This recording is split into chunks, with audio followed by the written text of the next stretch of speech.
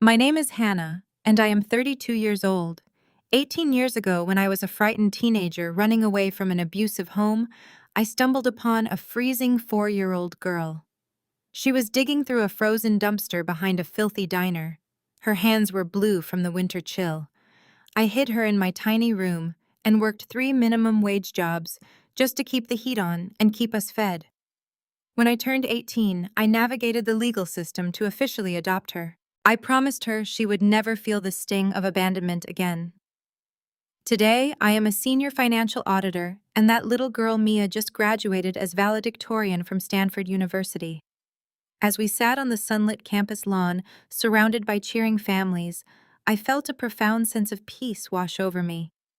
We had survived the absolute darkest years of our lives through sheer determination and unwavering loyalty. But that peace was instantly shattered by the deafening roar of a private helicopter descending directly onto the university quad.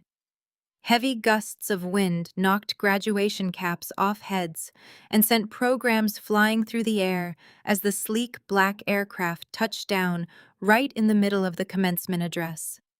Before stunned campus security could react, a team of armed guards in tailored suits stepped out, forming a secure perimeter. Then came Catherine Dubois. Catherine was a notorious real estate billionaire, known globally for ruthless corporate takeovers and a lack of human empathy. She was also Mia's biological mother. Catherine marched up the center aisle with the terrifying confidence of a woman who firmly believed she owned the world. She completely ignored the protesting university president, stepped right up to the main stage where Mia was waiting for her diploma, and snatched the microphone. The entire stadium fell dead silent in shock. Catherine reached into her designer handbag and pulled out a silver key fob, tossing it onto the podium directly in front of my daughter. A brand new silver Lamborghini was parked near the campus gates, gleaming in the California sun. Catherine leaned into the microphone, her voice echoing across the quad with dripping condescension. She announced that Mia had finally proven herself worthy of the prestigious Dubois legacy by graduating at the top of her class. She told Mia her days of slumming it in mediocrity were officially over. Then Catherine pointed a manicured finger directly at me in the audience. She told Mia it was time to come home to the billionaire lifestyle and permanently ditch the poverty-stricken nanny who kidnapped her from her rightful destiny. I felt my blood run ice cold. Shocked murmurs of thousands of people surrounded me. Smartphones went up, recording every single second of this insane and humiliating ambush. Catherine stood there with a triumphant smirk, fully expecting my daughter to drop to her knees and worship the immense wealth being dangled in front of her face. Mia calmly picked up the keys. My heart stopped for a fraction of a second, fearing the worst. Mia looked at the shiny keys, then looked directly at Catherine. She smiled warmly, stepping right up to the microphone. The massive crowd leaned in collectively, holding their breath. Mia spoke with perfect clarity and absolute defiance. She thanked Catherine for the extremely generous graduation gift. She thanked Catherine for funding the ruthless custody lawyers 18 years ago, who legally stripped away her own parental rights simply because a 4-year-old child was an inconvenience for a growing real estate empire. Then Mia looked right at me, her eyes shining with unshed tears. She told the crowd she already had a mother, a real one, who chose her when the wealthy world left her to freeze in an alleyway. Mia turned her back on the stunned billionaire, walked off the stage, came right down the aisle to where I was standing, and placed the Lamborghini keys firmly in my hand. She told me the car would make a fantastic trade-in for our next mortgage payment. The crowd erupted into deafening cheers and wild applause. Catherine Dubois turned bright red, completely humiliated and enraged in front of thousands of recording cameras as Mia and I walked away arm in arm, leaving her standing alone. The drive away from the university campus felt like a surreal victory lap, but the triumph was incredibly short-lived. I gripped the steering wheel while Mia sat in the passenger seat, staring out the window with a quiet intensity. We had just humiliated one of the most powerful women in the country on a public stage. I knew Catherine Dubois would not simply retreat to her mansion and lick her wounds. She was a predator, and predators always strike back when cornered. My phone vibrated sharply in the center console. I glanced down and saw an urgent automated alert flashing across the screen. It was a high-level security notification from my corporate audit firm. My executive access had been completely revoked and my internal accounts were locked. A cold knot formed in my stomach. The billionaire had not even waited for the graduation ceremony to end before launching her retaliation. The brutal financial execution had officially begun. The weekend passed in a tense blur of unanswered emails and blocked server access. By Monday morning, I arrived at the downtown Chicago financial district, determined to demand answers. The towering skyscrapers cast long, dark shadows over the bustling streets. The autumn wind bit through my trench coat as I walked toward the sleek glass entrance of my accounting firm. I had spent 7 years bleeding for this company. I climbed the ranks from a junior analyst to a senior financial auditor through sheer grit and flawless performance. I built a reputation of absolute integrity. I truly believed my track record would protect me from whatever petty corporate sabotage Catherine was attempting to orchestrate. I pushed through the revolving doors and walked into the grand marble lobby. The morning rush was in full swing, with executives grabbing coffee and analysts hurrying to the elevators. I approached the security turnstile and scanned my badge. Instead of the familiar green light, the scanner flashed red and emitted a harsh, denying buzz. I tried again. Red light.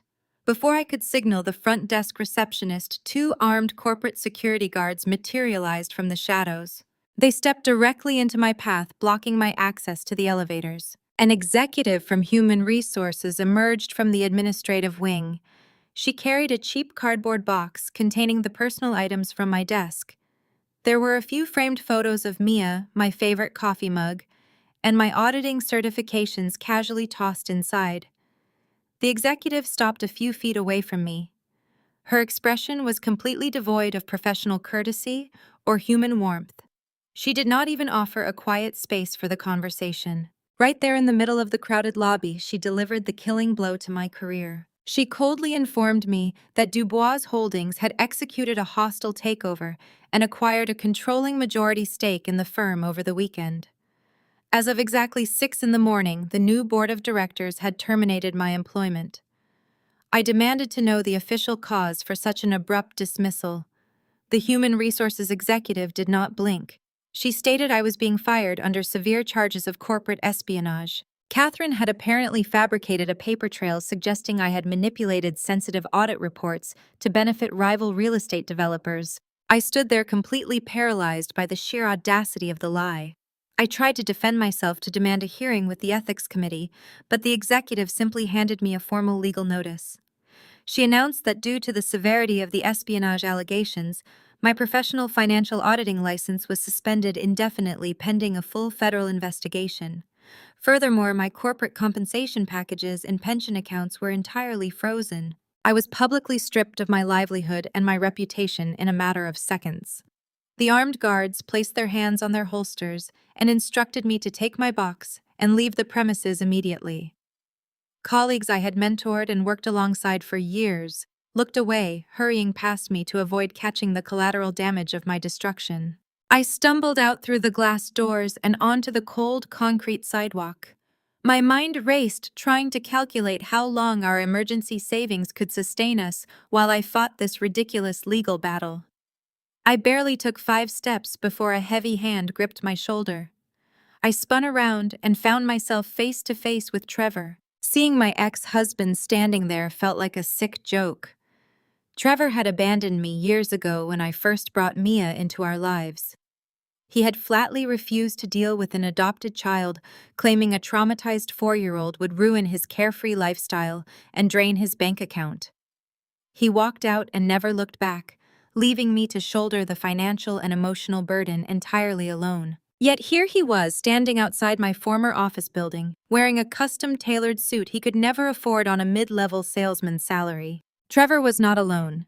He was flanked by a smug corporate lawyer carrying a thick leather briefcase. Trevor smiled a wide, predatory grin that made my stomach churn. He did not ask how I was doing. He did not ask about the daughter he had abandoned.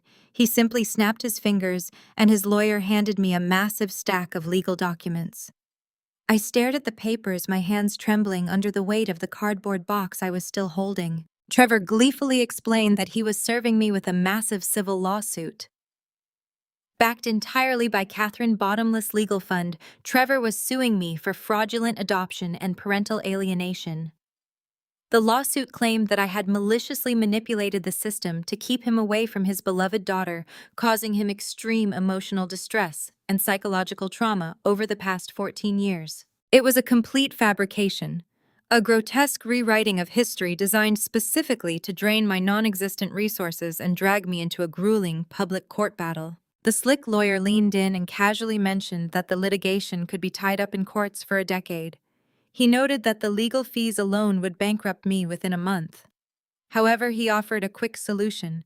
He stated that if I simply surrendered custody and signed full guardianship of Mia over to Catherine Dubois, all the lawsuits would magically disappear.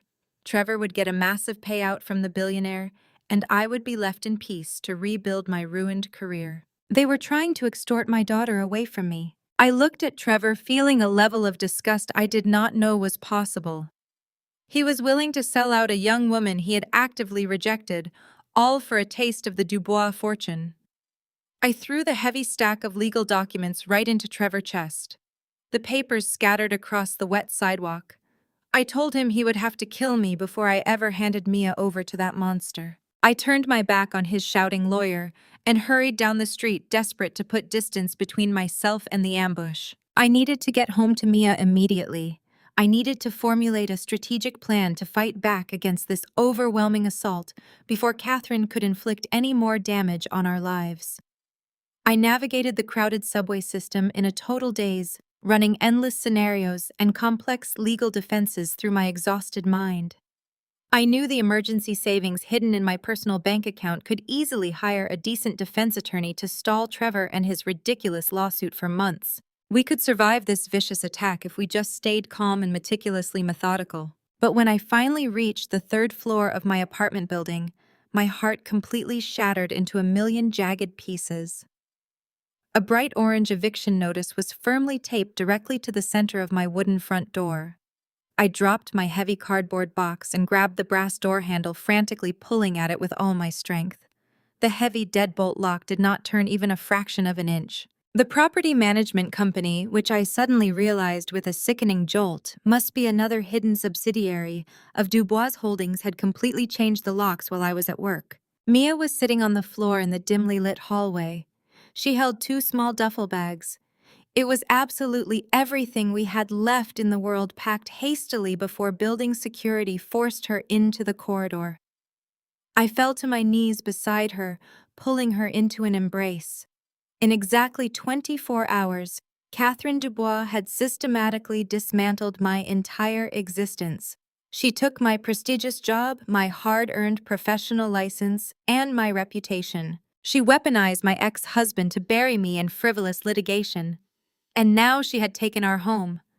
With no money, no job, and no shelter, we were violently forced onto the unforgiving streets. The billionaire had drawn the battle lines, and she was playing for blood. The torrential rain mirrored the devastation, fracturing my reality as Mia and I fled our compromised apartment building. I tightly gripped my daughter by the hand, guiding her through the darkened city streets toward the commuter train station. We carried nothing but 2 small duffel bags containing the remnants of our life. The biting Chicago wind whipped through my thin trench coat, but the physical chill was nothing compared to the terror consuming my mind. Catherine Dubois systematically annihilated my career, my finances, and my home in a matter of hours. Our only remaining option for shelter was my older sister Rebecca and her husband Jamal. They lived in an upscale suburban neighborhood about an hour outside the city center. Jamal was an African-American entrepreneur running a regional logistics company, teetering on the brink of bankruptcy for 3 years. Rebecca had always harbored a deep-seated resentment toward me, viewing my successful career as a senior financial auditor with intense jealousy. Despite our strained relationship, I genuinely believed blood ties would compel them to offer us a safe haven for one night. I assumed the basic human decency of providing a warm couch for a niece would override any petty sibling rivalry. I was catastrophically wrong. The train ride felt like an eternity, stretching my frayed nerves to the breaking point. When we finally trudged up the paved driveway of their suburban property, the relentless downpour had soaked through our clothes. The grand two-story house stood against the stormy night sky.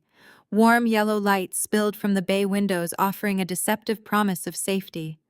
I raised my trembling fist and knocked on the oak front door, praying for a momentary reprieve from the billionaire relentless assault. The door swung open, revealing Jamal standing in the grand entryway.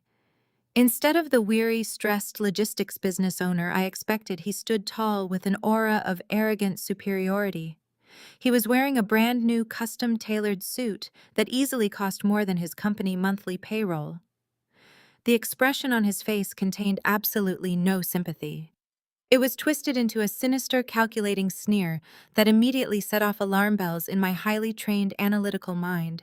Before I could articulate our desperate situation, Jamal lunged forward and violently snatched the two small duffel bags from my freezing hands. He callously hurled our only remaining possessions out into the pouring rain. The bags landed with a sickening splash in a muddy puddle on the driveway. I stood paralyzed by the sudden aggression. My professional auditor instincts automatically scanned the interior of the house over his broad shoulder, piecing together a terrifying financial puzzle. The living room, which had previously been decorated with modest, aging furniture, was now filled with incredibly high-end luxury items. Gleaming contemporary art pieces adorned the freshly painted walls, and massive imported crystal vases sat atop expensive marble tables. My eyes darted toward the attached open garage.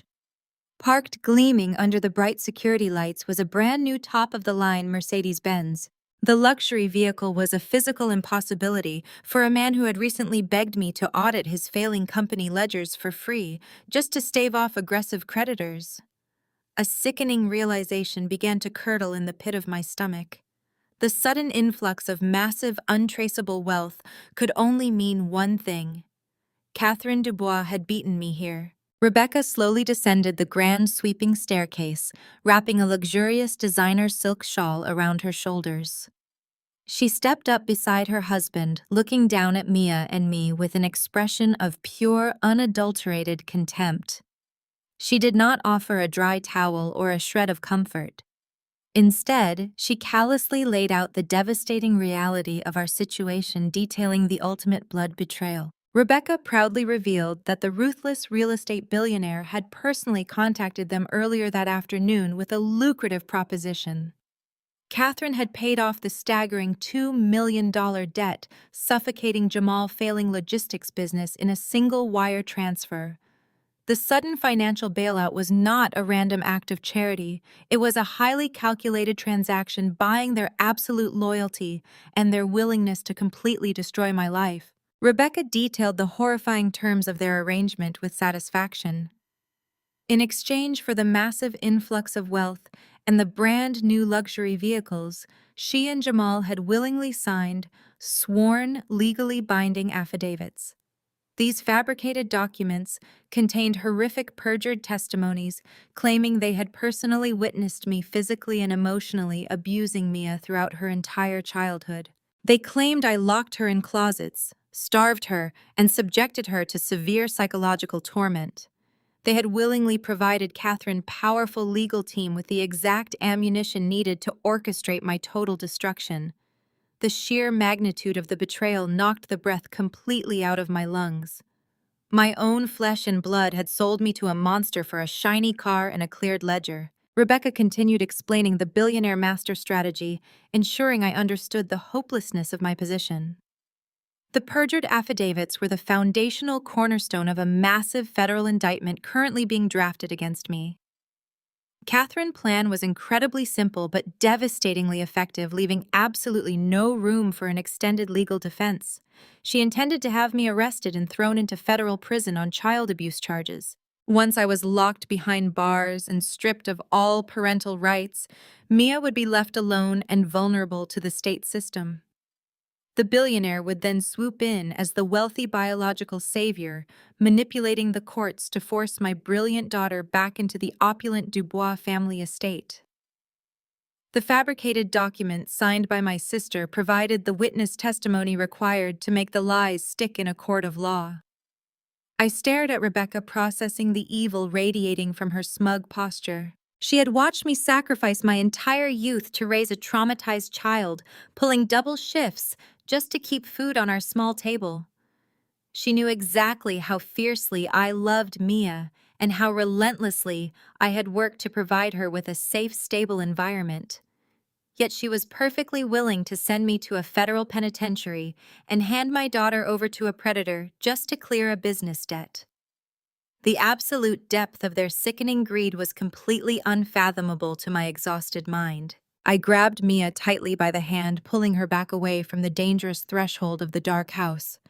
I realized we were completely surrounded by enemies, and the most dangerous ones were the two people who shared my last name. Jamal stepped forward onto the covered porch, his imposing frame blocking the warm light from the house. He aggressively ordered us to get off his pristine property, immediately pointing a threatening finger toward the flooded street. He threatened to call the local police and report us for trespassing and harassment if we did not vanish into the storm within the next 10 seconds. He actively wanted to use law enforcement to accelerate Catherine's malicious timeline, ensuring my arrest happened tonight, right there on his manicured lawn. I pulled Mia further down the slick driveway, my mind racing to calculate a viable escape route. We desperately needed to disappear into the city and find a secure location to formulate a defense against the impending federal charges. We needed time to unravel the perjury and expose the illegal financial transaction between Catherine and my treacherous relatives. However, time was the one luxury the billionaire absolutely refused to grant us. As we reached the edge of the flooded lawn, a blinding set of high-beam headlights cut through the torrential rain. A massive black sport utility vehicle suddenly swerved onto the quiet suburban street, blocking the only exit path. Then another vehicle appeared from the opposite direction, its tires screeching against the wet asphalt. Within seconds, a highly coordinated convoy of 6 identical black armored sport utility vehicles completely surrounded the property, sealing off the street. The deafening sound of rain was momentarily drowned out by the synchronized slamming of heavy, reinforced car doors. Catherine's private security team stepped out into the raging storm. They were a terrifying wall of highly trained, imposing figures wearing tactical gear and weather-resistant suits. They moved with absolute military precision, forming an impenetrable perimeter around the driveway, blocking every possible escape vector. There was absolutely no gap in their formation and no dark alleyway to slip through to safety. The realization struck me with the force of a brutal physical blow. Jamal and Rebecca had not just taken the billionaire money and signed the fraudulent documents. They had actively served as the bait to deliberately lure us into an inescapable trap, ensuring we arrived exactly when Catherine's forces were ready to strike. We were completely boxed in with the treacherous family members sneering behind us and a ruthless mercenary force standing directly in our path. The deadly trap had finally slammed tightly shut, locking us out in the freezing cold storm. The blinding halogen headlights of the 6 armored sport utility vehicles cut through the torrential downpour, casting harsh intersecting shadows across the flooded suburban street. The heavy pounding of the freezing rain against the slick asphalt was the only sound breaking the agonizing silence. I stood paralyzed, gripping Mia tightly by the hand while my mind desperately searched for a tactical loophole that simply did not exist. The towering private security contractors had formed a flawless human barricade, blocking the narrow sidewalks and completely sealing off the intersections. Behind us, my sister Rebecca and her treacherous husband Jamal retreated to the dry safety of their extravagant front porch, watching our impending destruction with sickening detachment. The air tasted like wet concrete and impending doom. My highly trained analytical mind, which had spent years dissecting complex corporate fraud, was now crashing against the terrifying reality of our entrapment. The heavy, reinforced door of the lead black vehicle slowly opened. A massive bodyguard stepped out first immediately, deploying a large black umbrella to shield the passenger from the raging storm. Catherine Dubois emerged from the opulent interior, stepping onto the slick pavement in pristine designer heels that clicked sharply against the ground. She wore a tailored cashmere overcoat, totally unbothered by the freezing temperature or the devastating misery she was orchestrating. She walked toward us with the slow, predatory grace of a woman who knew she had already won the war. Catherine stopped just a few feet away from where Mia and I stood shivering in our soaked clothes. She did not raise her voice over the storm. She did not need to. Her words were sharp, precise, and laced with absolute venom. She pulled a sealed manila folder from inside her coat, keeping it safely dry beneath the wide expanse of the umbrella. Catherine coldly informed me that the folder contained the sworn, notarized affidavits signed by my treacherous sister and brother-in-law. She gleefully summarized the contents, detailing the horrific, fabricated stories of me physically abusing, starving, and isolating Mia throughout her entire childhood. Catherine explained that her elite legal team had already forwarded a digital copy to a heavily compensated district attorney who was currently waiting by his phone. The billionaire presented a terrifying ultimatum, leaving zero margin for negotiation. She looked directly at Mia, ignoring my presence entirely. Catherine stated that Mia had exactly two choices tonight. She could willingly step into the warm leather interior of the waiting limousine, legally return to the Dubois estate, and finally embrace her destiny as a billionaire heiress. If she complied, Catherine promised to shred the perjured documents and allow me to fade into miserable bankrupt obscurity. However, if Mia refused, Catherine would make one single phone call. I would be arrested before midnight, indicted on federal child abuse charges, and sentenced to 15 years in a maximum security penitentiary. Catherine smiled a wicked, soulless smile, reminding Mia that as a convicted felon, I would be permanently stripped of all my parental rights anyway. The billionaire would simply gain control of Mia through the state court system, while I rotted in a concrete cell. There was no third option. Catherine controlled the money, the narrative, the witnesses, and the entire legal system. We were completely trapped in a perfectly engineered legal checkmate. I stepped directly in front of Mia, shielding her from the billionaire piercing gaze. I screamed over the pounding rain that I would rather die on this wet pavement than let a monster drag my daughter into her toxic world. I braced myself to fight the armed guards with my bare hands, fully prepared to sacrifice my physical safety to buy Mia a few seconds to run into the dark neighborhood.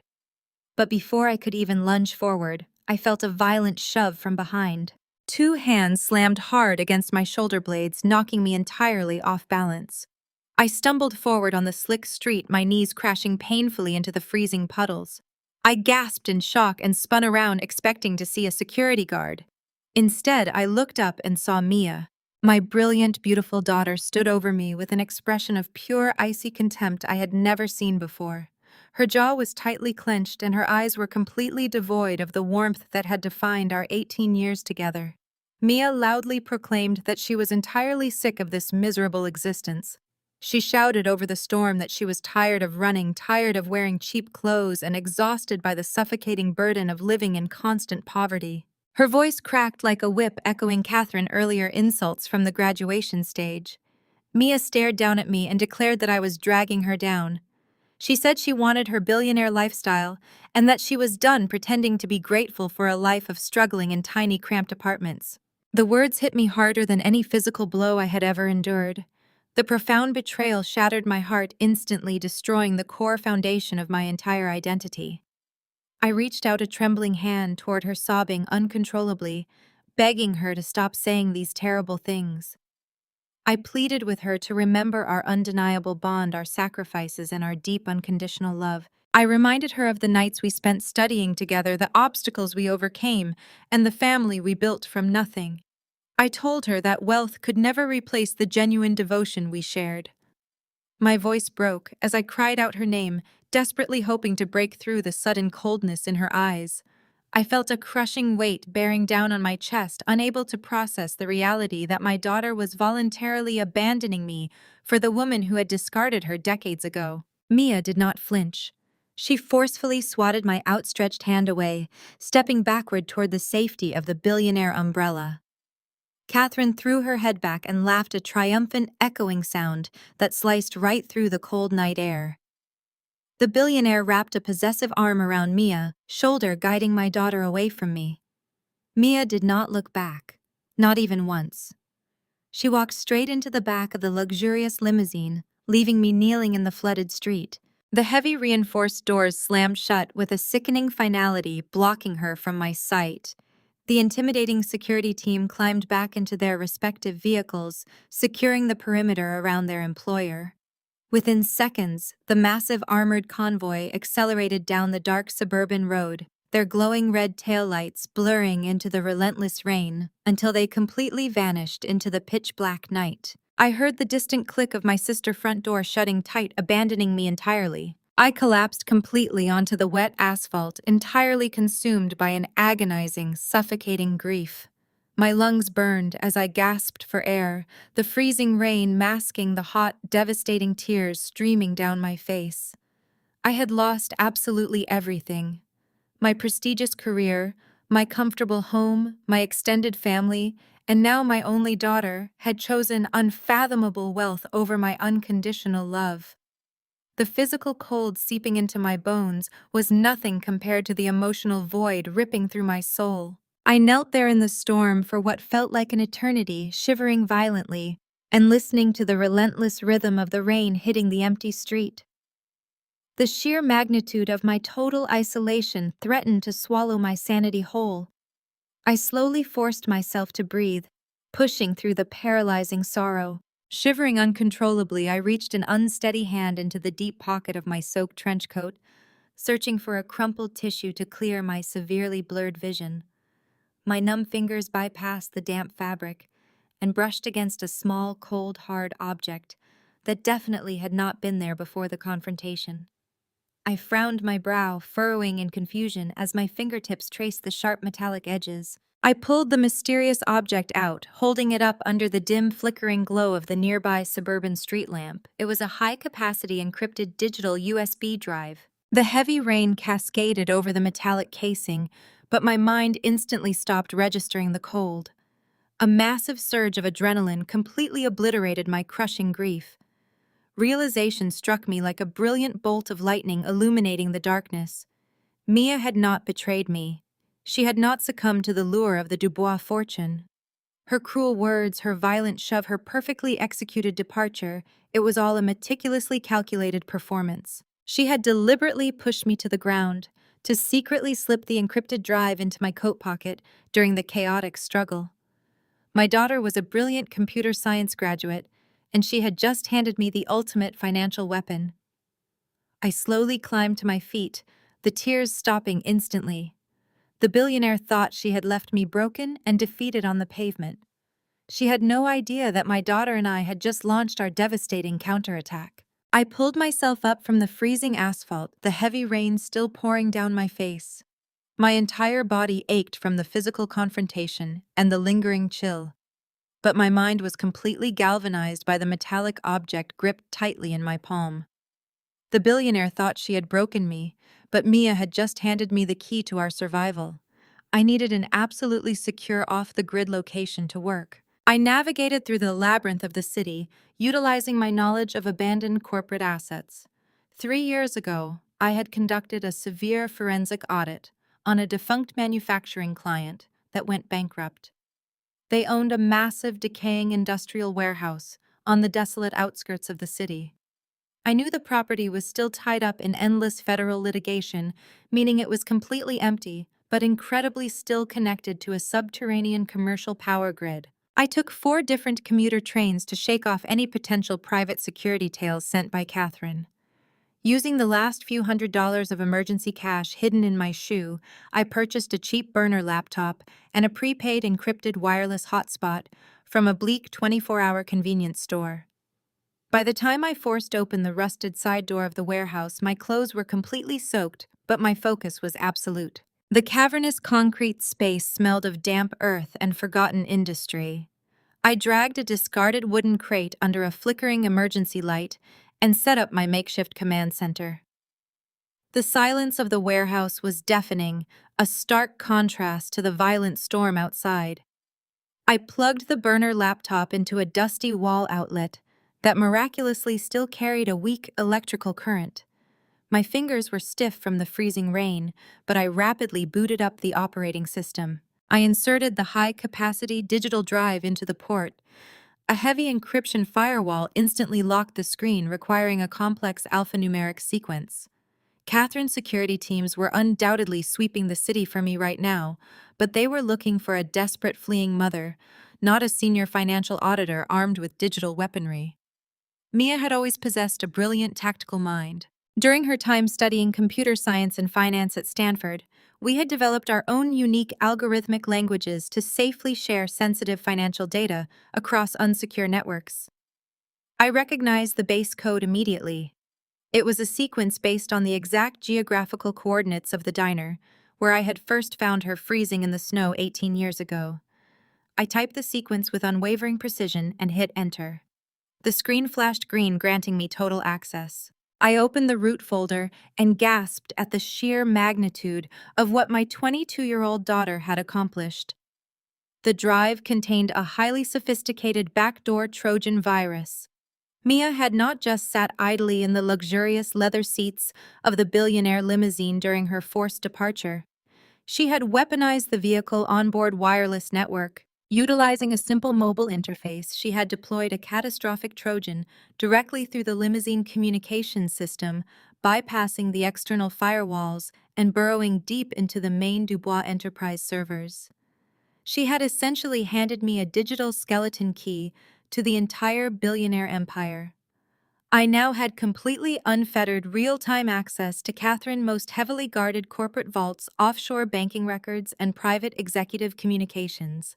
The screen populated with thousands of encrypted financial ledgers, shell company registrations, and black market invoices. I cracked my knuckles and went to work doing exactly what I did best. I aggressively sifted through the complex web of offshore accounts, tracing massive sums of untraceable capital bouncing between the Cayman Islands and Switzerland. I bypassed the standard real estate portfolios and zeroed in on a cluster of highly obfuscated shell companies registered under obscure medical classifications. Catherine was funneling tens of millions of dollars into these dark entities, but the expenditures were not for cosmetic surgeries or luxury wellness retreats. They were desperate black market medical contracts. My eyes scanned a series of highly classified intercepted emails between Catherine and a disgraced international hematologist. I uncovered a horrifying truth that made my blood run entirely cold. Catherine's sudden aggressive interest in reclaiming the daughter she discarded 18 years ago had absolutely nothing to do with maternal love, preserving her public image, or ensuring family legacy. The billionaire motivation was purely biological and deeply sinister. Catherine's actual golden child, her 20-year-old daughter Brittany, was rapidly dying. Brittany had been diagnosed with a remarkably rare genetic blood disorder that was systematically destroying her internal organs. Standard pharmaceutical treatments had completely failed. The elite doctors had informed the billionaire that Brittany required an incredibly invasive experimental bone marrow and organ transplant to survive. But the procedure required an exact genetic match. A match so incredibly rare that all global donor databases had turned up empty. Mia was that match. She was the only living donor with the precise DNA structure required to facilitate the brutal harvesting procedure. Catherine never wanted a reunion. She viewed my brilliant, vibrant daughter as nothing more than a biological resource, a collection of spare parts to be forcibly extracted to save her favored child. The pure psychopathic cruelty of the plot sent a wave of nausea crashing through my stomach, but I forced myself to keep digging. I needed to understand the leverage Catherine held and how to legally dismantle her empire. I delved deeper into the foundational financial ledgers of Dubois Holdings, peeling back decades of forged tax returns and fraudulent property deeds. I discovered that the entire billionaire real estate empire was a massive, fragile house of cards. The initial seed capital, the vast commercial properties, the staggering liquid assets, none of it actually belonged to Catherine. The entire fortune rightfully belonged to an irrevocable trust established by Mia's late biological father shortly before his highly suspicious death. Catherine had illegally seized control of the trust, manipulating complex legal loopholes and bribing state officials to freeze the massive assets under her permanent guardianship. She built her terrifying reputation using stolen money that belonged entirely to the child she threw away.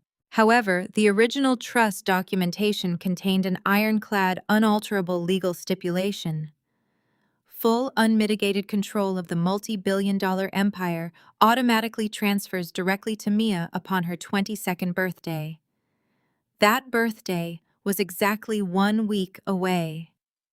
If Mia reached that date and claimed her rightful inheritance, Catherine would instantly lose absolutely everything and face decades in federal prison for massive corporate embezzlement. The billionaire needed Mia legally incapacitated, heavily sedated, and placed under a permanent medical guardianship before that impending deadline. The forced organ transplant would not only save Brittany, but it would render Mia permanently unable to execute her legal rights, effectively securing the stolen empire for Catherine forever. The horrific timeline clicked into place, explaining the extreme violent urgency of the billionaire actions. Catherine could not afford a lengthy court battle or public scrutiny. She needed the procedure done immediately to finalize her complete theft of the trust. As I rapidly downloaded the final batch of deeply incriminating financial ledgers onto the burner laptop, a blaring high-priority calendar alert suddenly flashed across the intercepted Dubois server interface. The automated notification sent a fresh, terrifying wave of ice surging through my veins, completely paralyzing my breath. The operational timeline had drastically shifted. The alert detailed a highly classified emergency medical transfer protocol. Catherine had moved the forced harvesting procedure up. It was no longer scheduled for next week. The brutal medical operation was firmly set for midnight tonight at an elite off-the-books private clinic hidden deep in the forested outskirts of the city. I checked the digital clock glaring at the corner of my laptop screen. My heart hammered wildly against my ribs. I had less than 4 hours to infiltrate a heavily guarded medical fortress and stop a psychopathic billionaire from carving up my daughter. The heavy mahogany doors of the Dubois estate slammed shut behind me, sealing me inside a suffocating fortress of marble and gold. My name is Mia, and for the last few hours, I had been playing the most dangerous psychological game of my entire life.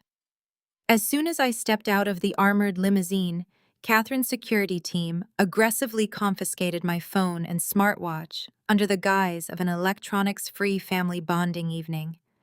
I was completely isolated in the belly of the beast, but as I stared at the vaulted ceilings decorated with priceless cascading crystal chandeliers, I felt a sharp surge of adrenaline pumping through my veins. My mother Hannah had the encrypted drive safely in her pocket. I just needed to buy her enough time to decode the backdoor Trojan and unravel the billionaire financial crimes. I knew the stakes were incredibly high, but I refused to show even a single ounce of fear in front of these corporate monsters. Catherine swept into the grand parlor wearing a blindingly white designer gown. She immediately launched into a sickeningly sweet performance that made my skin crawl. She stroked my hair and spun a fabricated tale about how she had searched the globe for her missing daughter every single day for 18 years. Her eyes brimmed with perfectly engineered crocodile tears as she guided me down a sprawling hallway lined with classical art toward the west wing of the massive estate. She claimed she wanted to introduce me to my sister immediately to begin building our new family bond. We entered a hyper-sterile medical suite disguised as a lavish bedroom. There, lying against a bank of glowing monitors, was Brittany. Catherine Pry's 20-year-old daughter looked terrifyingly frail. Her skin was a translucent shade of gray, and her breathing was incredibly shallow. The entire room smelled strongly of industrial antiseptics, hiding the undeniable scent of severe sickness. Catherine gripped my hands tightly, sobbing about how destiny had brought me back just in time to save my beloved sibling from a rare genetic blood disorder. The emotional manipulation was incredibly thick and suffocating. She fully expected me to crumble at the sight of a dying girl and immediately offer up my own organs out of sheer biological guilt and newfound family loyalty. I maintained a perfectly neutral expression, playing the part of a naive, overwhelmed young woman returning to the lap of luxury. I told Catherine I wanted to help my newfound family in any way possible, hoping my compliance would lower her guard. The billionaire smiled a genuine predatory smile, thinking she had me completely fooled.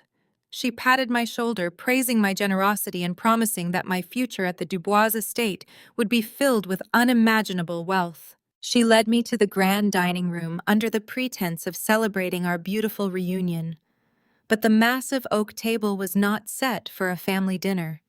It was set for a highly orchestrated corporate execution. Four ruthless-looking lawyers in expensive dark suits sat waiting with thick stacks of legal documents. Catherine gestured for me to sit at the head of the table right beside her. A silent server poured sparkling water, while the lead attorney slid a sleek leather folder directly in front of me. He spoke in a soothing, practiced voice, explaining it was simply a routine voluntary medical consent form for the upcoming bone marrow and organ transplant procedure. He handed me a solid gold pen and pointed to the dotted line at the bottom of the final page, urging me to sign quickly so we could begin the life-saving medical preparations tonight. The heavy atmosphere in the room felt incredibly oppressive, like a trap slowly closing around my neck. I did not pick up the gold pen. Instead, I opened the leather folder and began reading. I had just graduated at the top of my class at Stanford University with degrees in computer science and finance. Analyzing complex legal jargon was second nature to me.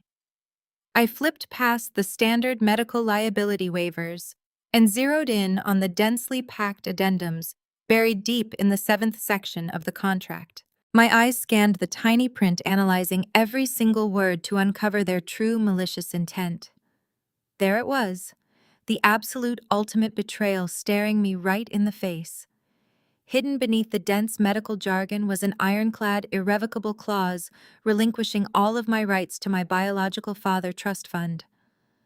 By signing the medical consent, I would be permanently granting Catherine full power of attorney over my life, my medical decisions, and my entire financial estate. She was legally stealing my massive inheritance and ensuring I remained permanently incapacitated under her total authoritarian control. I glanced at the antique grandfather clock ticking against the far wall of the dining room. It was 8 in the evening. I knew Hannah needed time to break the encryption, navigate the offshore accounts, and locate the truth about my biological father trust fund. I needed to stall the billionaire executioners at all costs, preventing them from advancing their sinister medical timeline. I let out a sudden sharp gasp, dropping the heavy documents onto the table. I gripped my chest and began breathing rapidly, feigning a massive, terrifying panic attack. I pushed my heavy dining chair back, letting it scrape loudly against the hardwood floor. I stuttered and stammered, claiming the legal terminology was entirely overwhelming and that my chest felt incredibly tight from the sudden stress. Catherine immediately broke her sweet motherly facade for a fraction of a second, her jaw clenching in severe, violent irritation. She quickly signaled the lawyers to calm me down before I hyperventilated and derailed her carefully constructed schedule. I took several deep, shaky breaths and picked the documents back up, acting like a terrified child seeking adult reassurance. I wiped a fake tear from my cheek and looked directly at the lead attorney. I started asking highly technical questions about the specific indemnification clauses buried deep in the medical waiver. I challenged the phrasing of the power of attorney section, demanding to know exactly why a standard medical procedure required me to forfeit my future financial autonomy to someone I had just met a few hours ago. The lawyers exchanged extremely nervous, wide-eyed glances. They were completely unprepared to debate complex corporate trust law with a 22-year-old who was supposed to be an uneducated, impoverished girl, mesmerized by wealth and blind loyalty. I systematically tore apart their legal draft, pointing out contradictory clauses and demanding immediate, thorough revisions to the text. I insisted I would absolutely love to save Brittany, but I simply could not sign a document containing such blatant legal errors, because it might accidentally invalidate the medical insurance claims and cause dangerous surgery delays. For exactly 4 agonizing hours, I dragged the team of corporate lawyers through absolute bureaucratic hell. I forced them to print 3 separate revised drafts of the massive consent form, utilizing the Estate Private Business Center.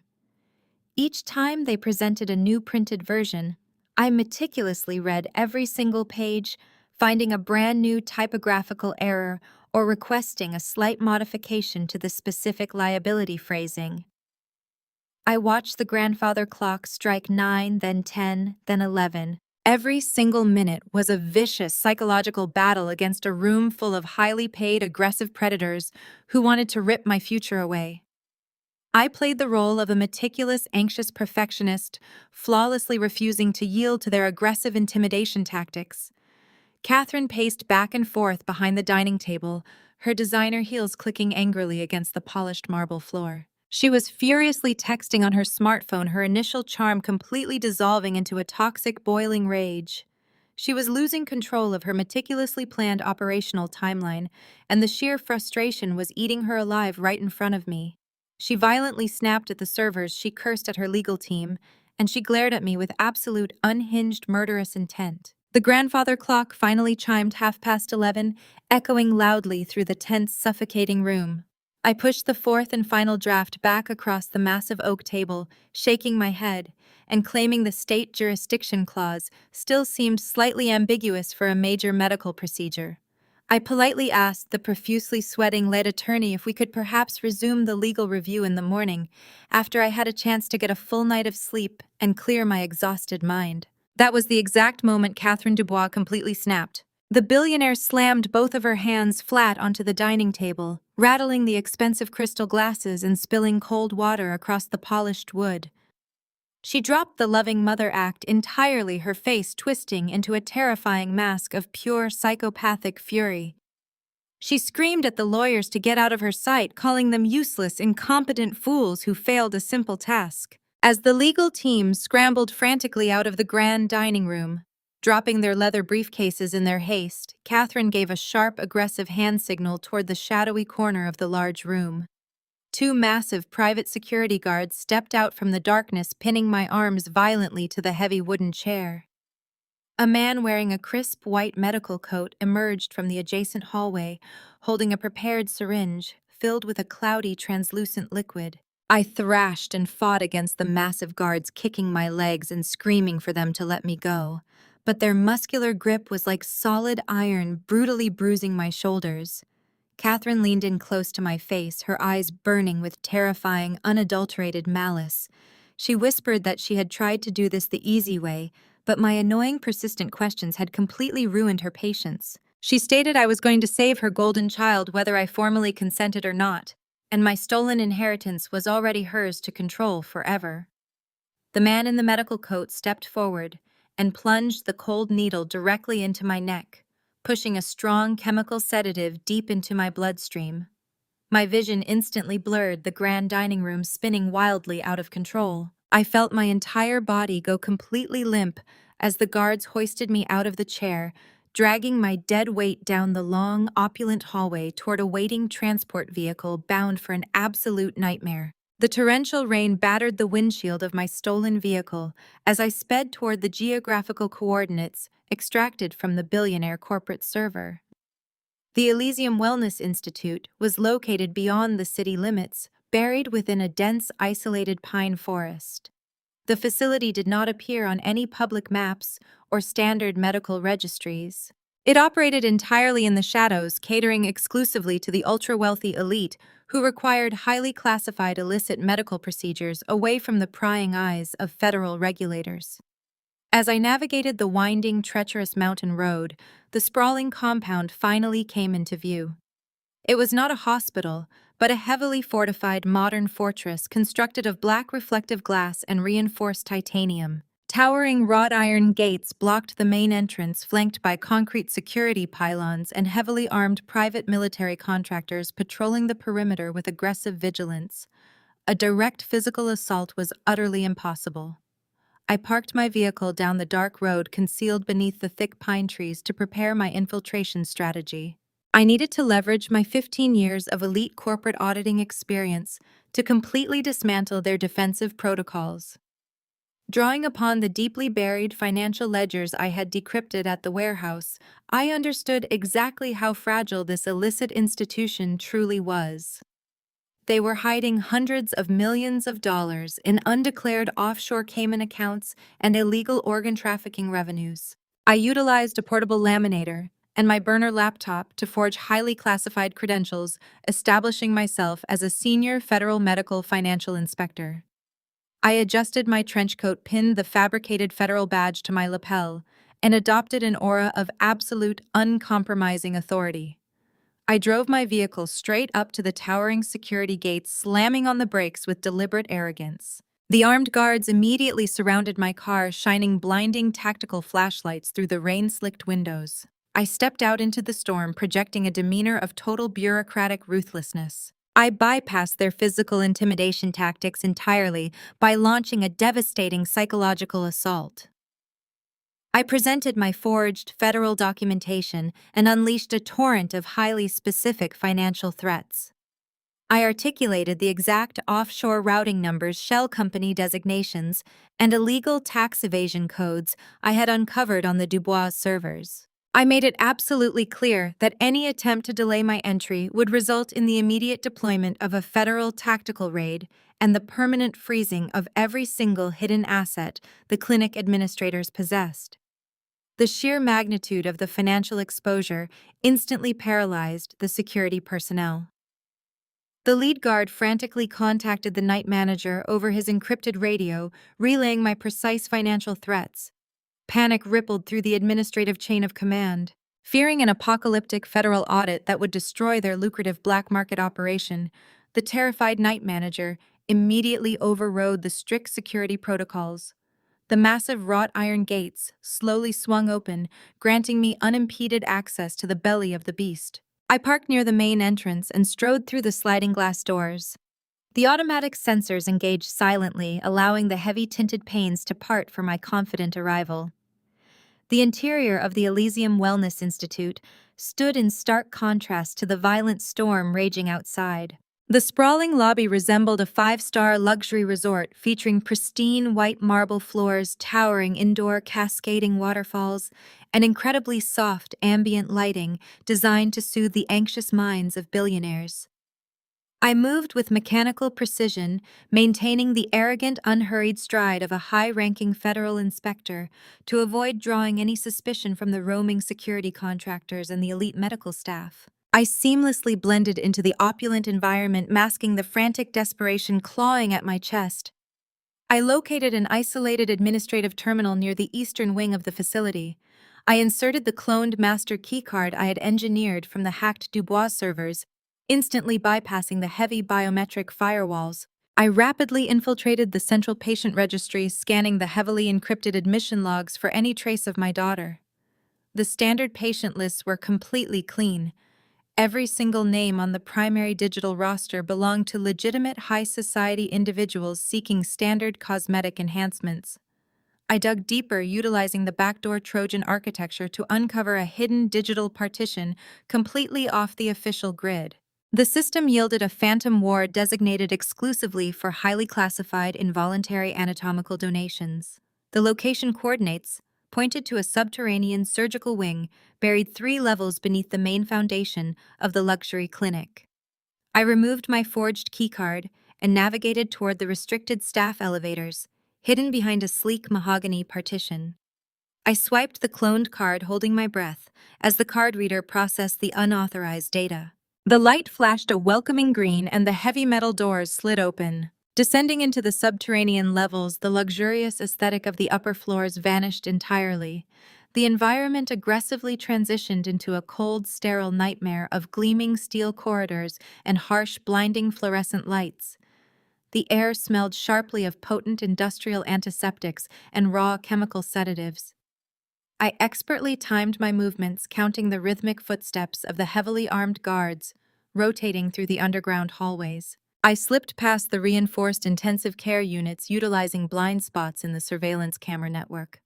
My heart hammered wildly against my ribs with every cautious step, but my focus remained laser-sharp. I finally reached the deepest sector of the underground facility, arriving at a heavily secured corridor labeled for experimental surgical procedures. The sheer silence of this isolated floor was deeply unsettling, amplifying the terrifying reality of the horrific medical crimes being committed, hidden away from the civilized world. I tightly gripped the stolen access card, relying purely on my fierce maternal instincts and corporate survival training to push past the overwhelming wave of physical exhaustion and crippling anxiety threatening to break my unwavering resolve. I peered through a thick, reinforced glass observation window, peering into an aggressively illuminated medical preparation room. The sight before me completely shattered my heart and sent a violent surge of adrenaline coursing through my veins.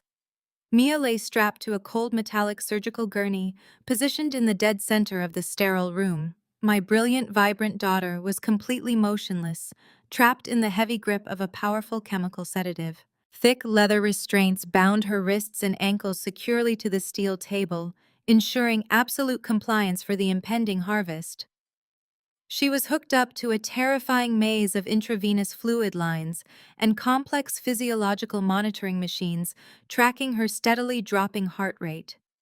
To her left, a series of sterile surgical trays were already meticulously laid out, covered in horrifyingly precise bone harvesting instruments and organ preservation containers. Catherine Dubois had orchestrated this absolute nightmare, perfectly accelerating the medical timeline to permanently steal my daughter's future. I did not hesitate for a single second. I engaged the electronic keypad beside the reinforced door, utilizing my cloned access credentials one final time. The heavy door slid open with a soft, pneumatic hiss. I breached the surgical preparation room, rushing directly to the side of the metallic gurney.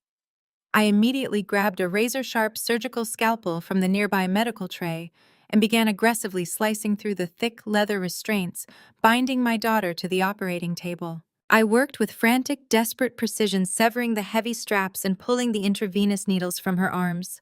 I grabbed Mia by the shoulders and desperately shook her, trying to pull her consciousness up from the dark, suffocating depths of the industrial sedatives.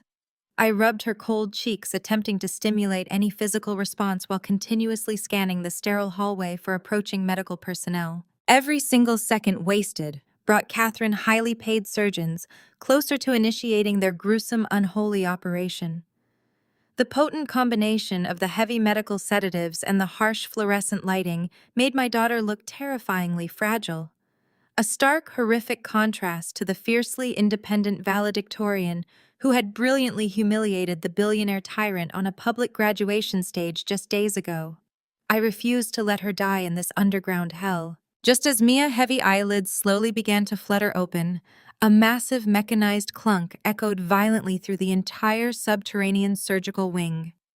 The heavy titanium doors of the medical preparation room suddenly slammed shut with terrifying speed, locking with a definitive, impenetrable electronic thud.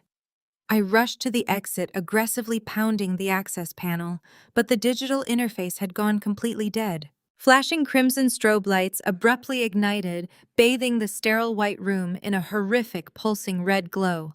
A deafening, high-pitched master lockdown alarm began to shriek violently through the underground facility, signaling a catastrophic perimeter breach.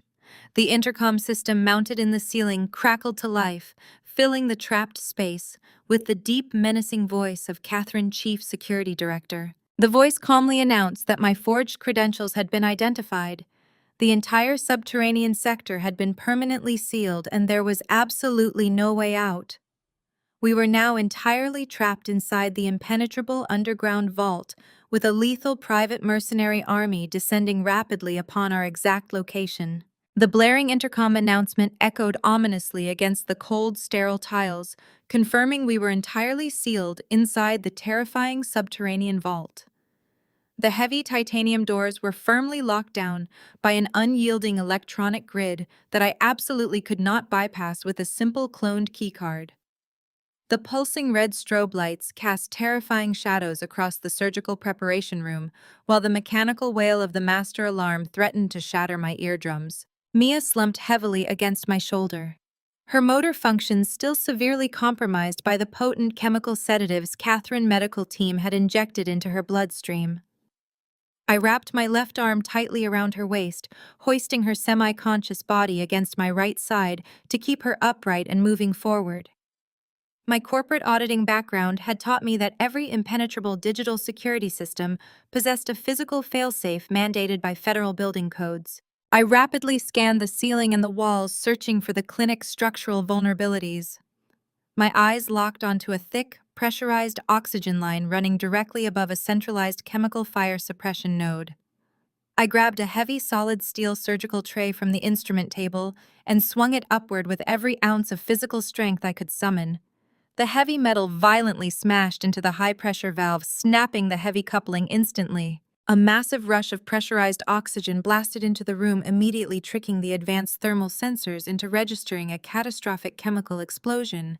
The automated fire suppression system instantly engaged with a loud, terrifying mechanical hiss, exactly as I had carefully calculated. A thick, blinding white chemical foam violently sprayed from the ceiling vents, completely coating the security cameras and filling the room with a dense, impenetrable fog. The facility emergency protocols automatically overrode the security lockdown, forcibly unlatching the heavy electronic doors to prevent trapped occupants from suffocating. I pushed the heavy titanium door wide open and forcefully dragged Mia out into the chaotic, foam-filled hallway. We stumbled through the slick chemical foam, navigating the disorienting maze of the underground medical corridors. The blinding white substance severely hampered the visibility of the heavily armed private security contractors who were furiously rushing to permanently secure the breached surgical wing. I utilized the absolute chaos to slip unnoticed down a restricted concrete stairwell, pulling Mia along as her legs slowly began to regain basic motor function. The heavy metal door at the bottom of the stairwell opened directly into the subterranean VIP parking garage. The vast concrete cavern was dimly lit and echoed with the distant sound of blaring alarms from the upper levels. I scanned the rows of high-end luxury vehicles, searching for a viable transportation option to facilitate our immediate extraction. We desperately needed to vanish into the dense surrounding forest before the Billionaire security forces locked down the external perimeter. I guided Mia toward a sleek black sedan parked near the exit ramp, but our path was abruptly severed. Two imposing figures stepped out from behind a concrete support pillar, deliberately blocking our only route to freedom. The harsh overhead garage lights suddenly illuminated the deeply familiar and utterly repulsive faces of Jamal and Trevor standing together in the freezing concrete shadows. My treacherous brother-in-law and my cowardly ex-husband had not simply vanished after signing their fabricated perjury documents.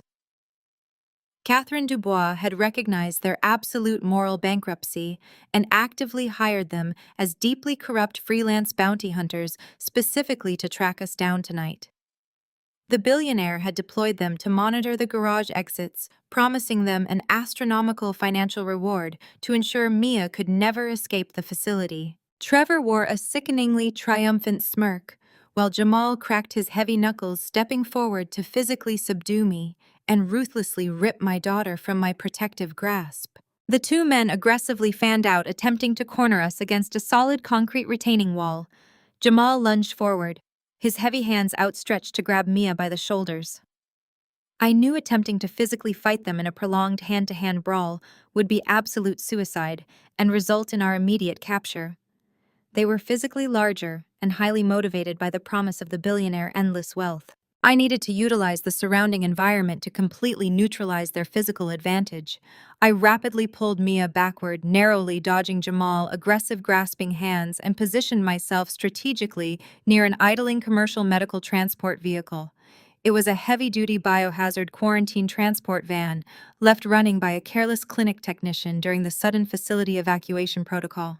The heavy reinforced steel rear doors of the van stood wide open, revealing a dark, sterile containment cell designed for transporting highly infectious biological materials. Trevor stepped forward aggressively, demanding I surrender peacefully and immediately accept my inevitable federal prison sentence without any further futile resistance. He foolishly assumed my maternal desperation would translate into physical weakness. I maintained intense eye contact with my treacherous ex-husband, while my right hand blindly reached backward, gripping the heavy metal handle of a large industrial fire extinguisher mounted securely on the concrete pillar behind me. I ripped the red cylinder from its bracket and swiftly pulled the safety pin in one fluid, unbroken motion.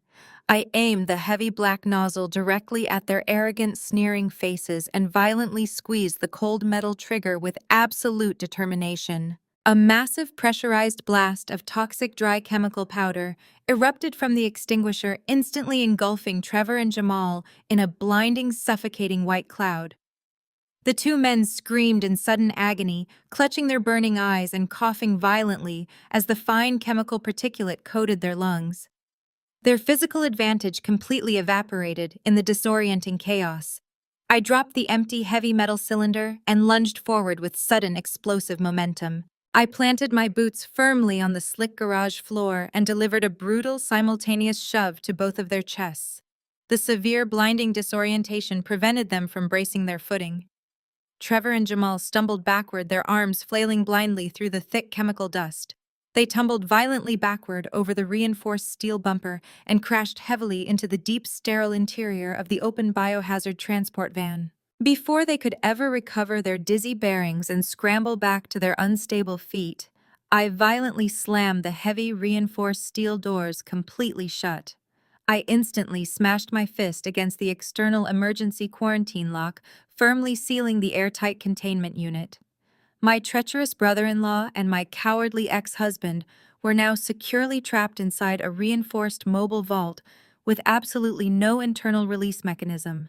I grabbed Mia by the hand and sprinted toward a sleek, silver luxury sedan parked illegally in a reserved doctor spot. The arrogant physician had carelessly left the keys sitting directly on the leather center console. I shoved Mia safely into the passenger seat and threw myself behind the steering wheel, immediately firing up the powerful luxury engine.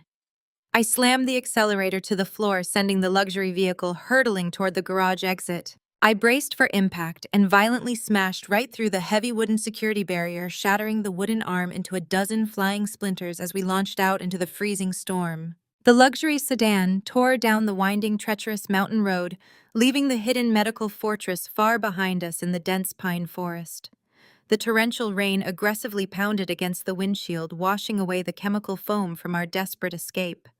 I checked the rearview mirror, confirming the heavily armed mercenary vehicles were not yet pursuing us through the stormy darkness. We had miraculously survived the Billionaire subterranean trap, but the adrenaline coursing through my veins offered absolutely no comfort.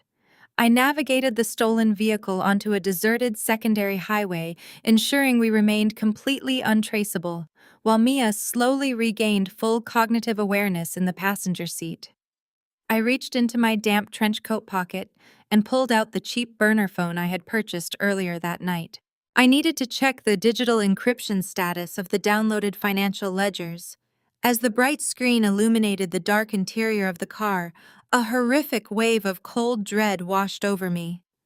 Catherine Dubois had not spent the last hour mourning the failure of her sinister medical harvesting operation.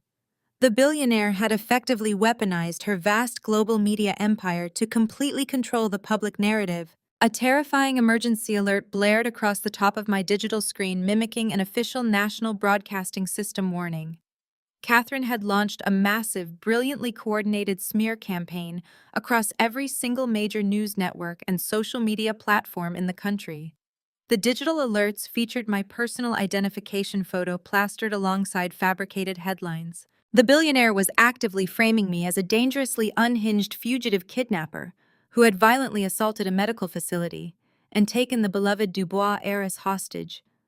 We were no longer just running from private security contractors. We were now the primary targets of an aggressive, massive nationwide manhunt initiated by corrupt forces trying to execute us immediately, ensuring our complete eradication. The glaring red emergency alert on my burner phone cast a sickening glow across the dark interior of the stolen luxury sedan. Catherine Dubois had completely weaponized her vast media empire, transforming my desperate rescue mission into a highly publicized national manhunt. My face was plastered across digital billboards and news feeds, aggressively framing me as a dangerously unhinged fugitive who had violently kidnapped the beloved Dubois heiress. We were no longer just evading heavily armed private security contractors in the remote forest.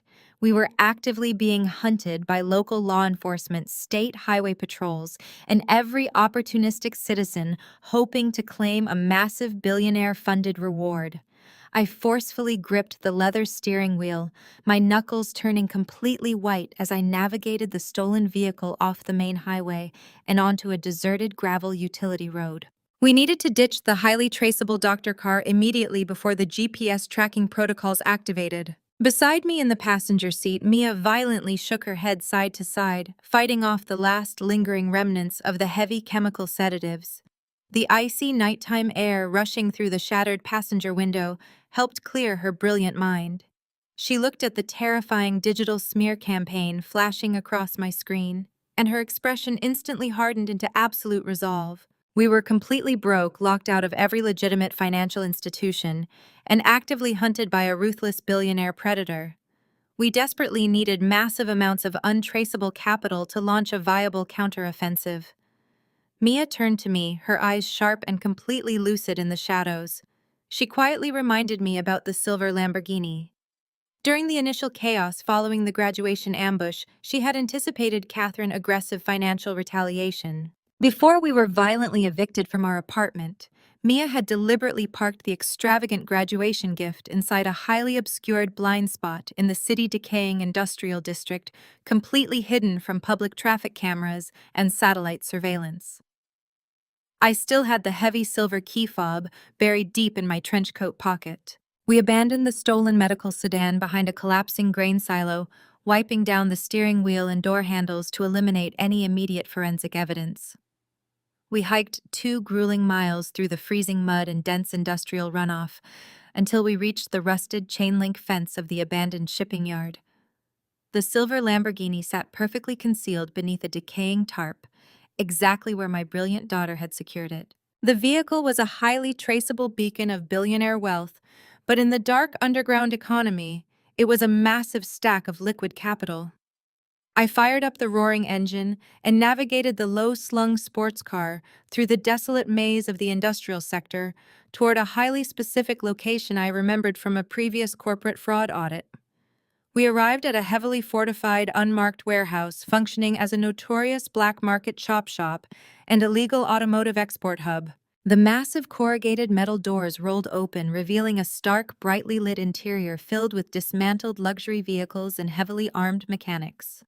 I drove the silver Lamborghini directly onto the main concrete floor, projecting an aura of absolute uncompromising authority. A heavily tattooed man covered in engine grease approached the driver's side window, his eyes greedily scanning the pristine leather interior and the custom aerodynamic modifications. I did not waste a second on pleasantries or negotiations. I demanded $200,000 in unmarked, untraceable bills. It was a mere fraction of the vehicle's actual retail value, but the steep discount guaranteed an immediate, unquestioned transaction. The exporter knew he was buying a highly controversial asset, but the profit margin was simply too astronomical for him to refuse. Within 20 minutes, he handed me a heavy black canvas duffel bag packed tightly with banded stacks of used $100 bills. He tossed a set of keys to a battered, unassuming gray sedan to facilitate our quiet departure. We walked away from the chopped billionaire gift, carrying exactly the untraceable financial ammunition we desperately needed to wage a corporate war. We drove the unremarkable gray sedan straight into the heart of the downtown financial district, parking securely in an underground concrete structure. The morning sun was just beginning to rise, casting long golden rays across the towering glass skyscrapers. We bypassed the standard legal avenues and walked directly into the grand marble lobby of a ruthless high-end corporate litigation firm widely feared for aggressively dismantling corrupt international conglomerates. The receptionist attempted to block our unannounced arrival, citing their extremely exclusive client roster and fully booked schedule. I did not bother explaining our desperate situation. I simply unzipped the heavy black canvas duffel bag and dumped $200,000 in cash directly onto her pristine mahogany desk. I demanded an immediate audience with their absolute top shark attorney. Less than 5 minutes later, Mia and I were sitting in a soundproof corner executive suite, facing a legendary corporate litigator known for his vicious courtroom tactics and total lack of moral hesitation. He was a sharply dressed predator who thrived on tearing apart bloated billionaires for massive settlements. I pulled the decrypted digital drive from my pocket and slammed it onto the glass conference table. I clearly laid out the entire horrific conspiracy, detailing the illegal offshore medical shell companies, the brutal forced organ harvesting plot, and the massive financial embezzlement executing the Dubois real estate empire. I explained that Catherine's fortune was entirely built upon the illegal seizure of Mia's biological father, irrevocable trust. The lawyer's eyes widened with predatory excitement as he rapidly scrolled through the undeniable mountain of decrypted financial ledgers and intercepted internal communications, verifying every single explosive claim I made. He instantly recognized the astronomical financial vulnerability of the Dubois empire. Armed with the undeniable digital evidence, the shark lawyer immediately mobilized his elite legal strike team.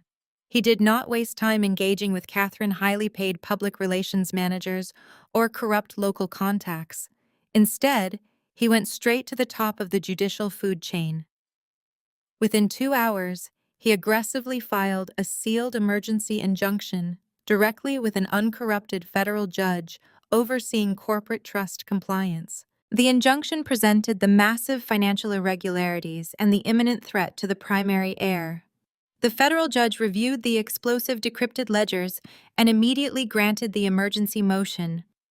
A legally binding federal freeze was instantaneously placed on the entire Dubois trust, completely halting any transfer of assets, liquidation of funds, or execution of power of attorney documents. Catherine was now federally blocked from legally stealing the empire, regardless of what medical consent forms she managed to forge or coerce. We had successfully severed the billionaire direct access to her stolen wealth. We sat in the secure conference room feeling the first genuine surge of triumphant momentum since the terrifying graduation ambush. We successfully blocked the financial theft and secured top-tier legal protection. However, our momentary victory was violently interrupted by a breaking news broadcast flashing across the massive flat-screen television mounted on the executive office wall. Catherine Dubois was not a woman who accepted defeat gracefully.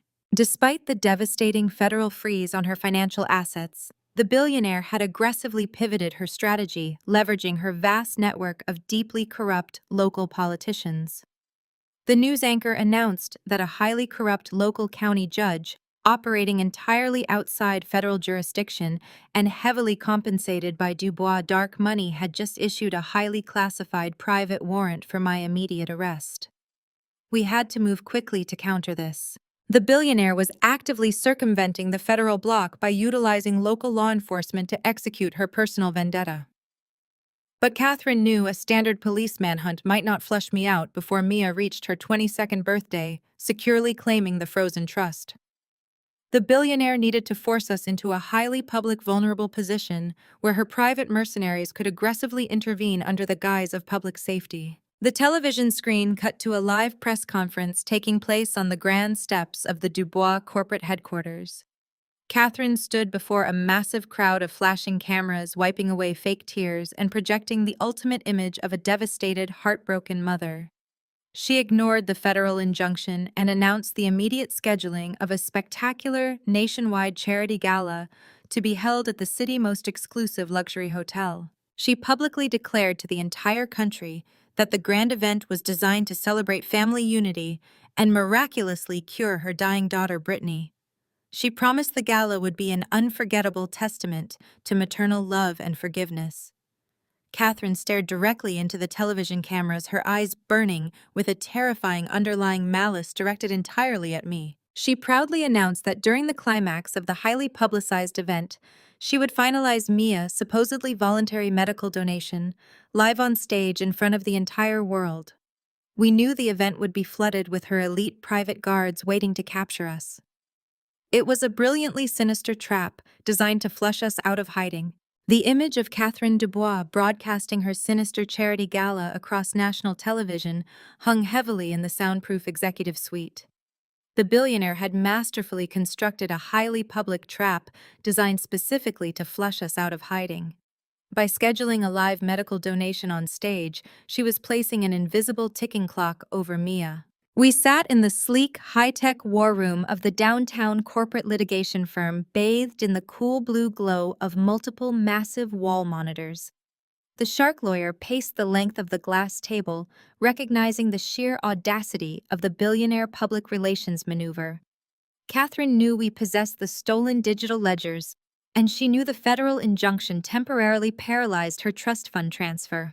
Her response was to create a media circus so massive and densely guarded that any attempt we made to intervene would result in our immediate capture by her private mercenaries. I realized that executing a direct frontal assault on a heavily fortified luxury hotel filled with national press and armed guards would be absolute suicide. We needed to create a catastrophic diversion. I needed to systematically strip away the billionaire allies and force her security apparatus to fracture from the inside out. I turned my attention back to the high-resolution monitors, displaying the decrypted files from the Dubois Enterprise servers. My eyes scanned the complex web of financial transactions flowing between Catherine and the traders who had sold us out. I tracked the initial $2 million wire transfer that cleared the massive debt of Jamal failing logistics company. But my trained auditor instincts caught a glaring discrepancy in the subsequent routing numbers. I dug deeper into the hidden architecture of the corporate accounts, isolating the specific logistics contracts Catherine had recently awarded to my brother-in-law. I cross-referenced the inflated billing invoices with a series of obscure offshore shell companies registered in the Cayman Islands. A triumphant surge of adrenaline coursed through my veins as I uncovered the ultimate vulnerability. Jamal and Rebecca had not simply accepted the billionaire hush money and walked away. Driven by insatiable greed, my treacherous sister and her husband were actively embezzling massive amounts of capital directly from the Dubois Enterprise network. They were systematically siphoning funds through fake shipping manifests and funneling the stolen wealth into their own private offshore accounts. They were actively stealing from a highly vindictive psychopathic billionaire. This discovery was the exact tactical leverage I needed to orchestrate their absolute destruction. I utilized the secure legal terminal to compile a comprehensive digital dossier detailing every single fraudulent transaction, offshore account number, and fabricated invoice. I printed the damning financial evidence, assembling a mountain of undeniable proof that would guarantee Jamal and Rebecca faced decades in federal prison for severe financial crimes. But simply exposing them to the authorities was not enough to create the massive distraction we desperately required. I needed them to turn their panic and paranoia directly against the rest of Catherine's inner circle.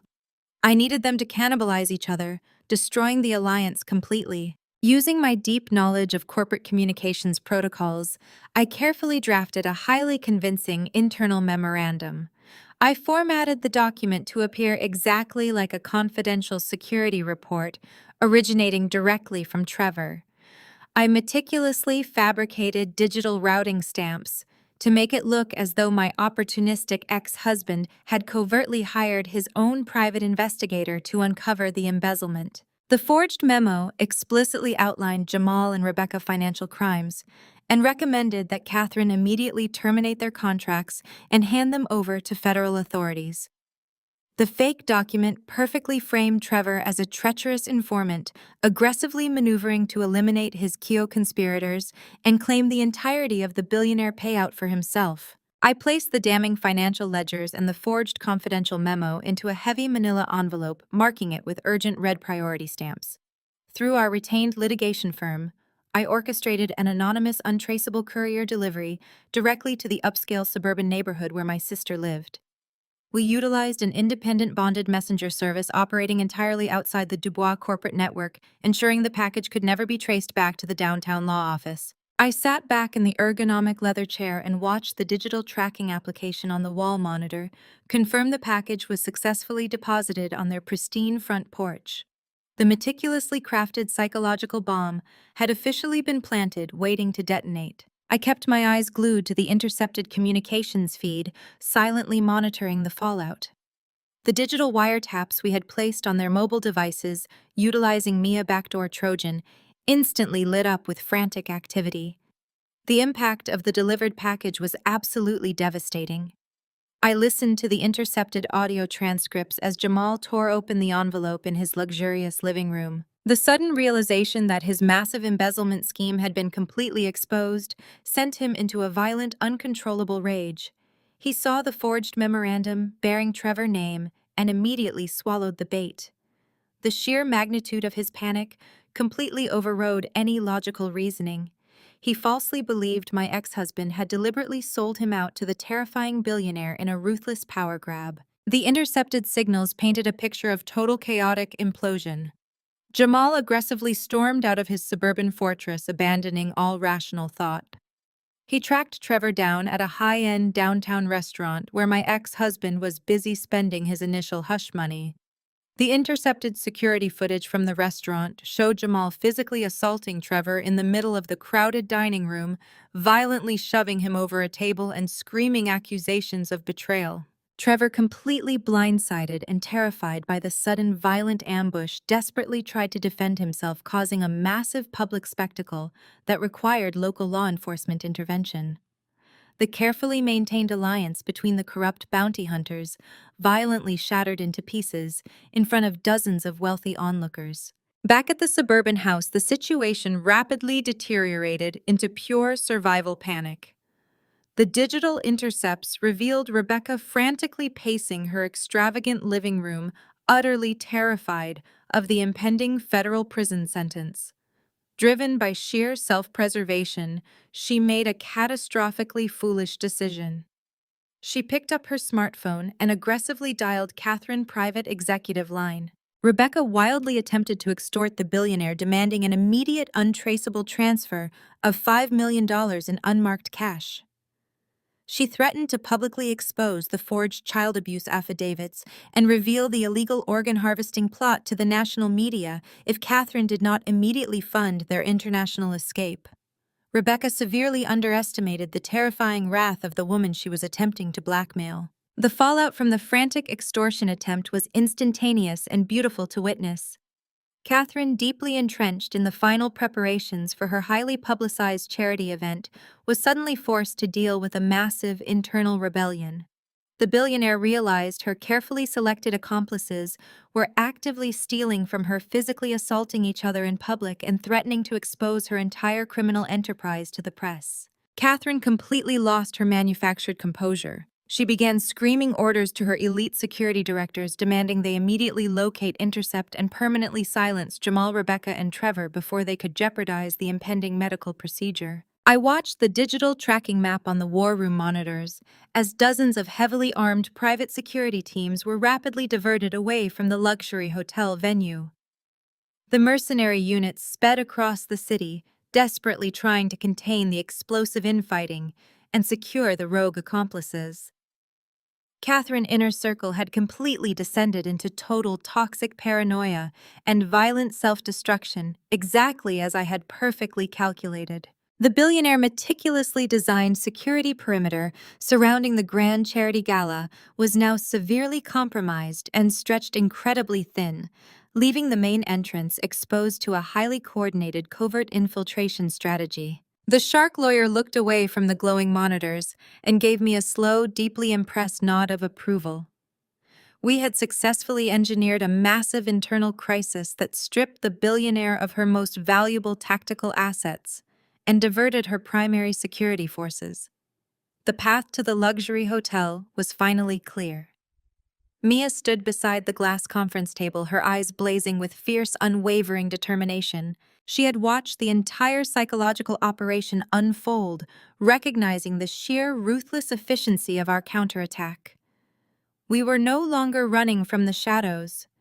We had successfully dismantled the enemy defenses, and we were fully prepared to deliver the final killing blow directly to the corrupt empire. The time for hiding in abandoned warehouses and relying on encrypted back doors had officially ended. We needed to walk directly into the brightly lit grand ballroom and publicly execute the total destruction of the Dubois legacy. The billionaire had demanded a spectacular theatrical medical donation in front of the entire world, and we were absolutely going to give her a performance she would never forget. We gathered the remaining decrypted financial ledgers, securing the explosive digital evidence that would shatter Catherine's carefully constructed public facade. The final incredibly dangerous phase of our operation was completely locked into motion as Mia and I prepared to aggressively infiltrate the highly publicized charity gala and reclaim our stolen future. The glowing monitors of the war room faded into the background as Mia and I shifted our focus to the physical infiltration. Walking through the front doors of the city's most heavily guarded luxury hotel required absolute perfection.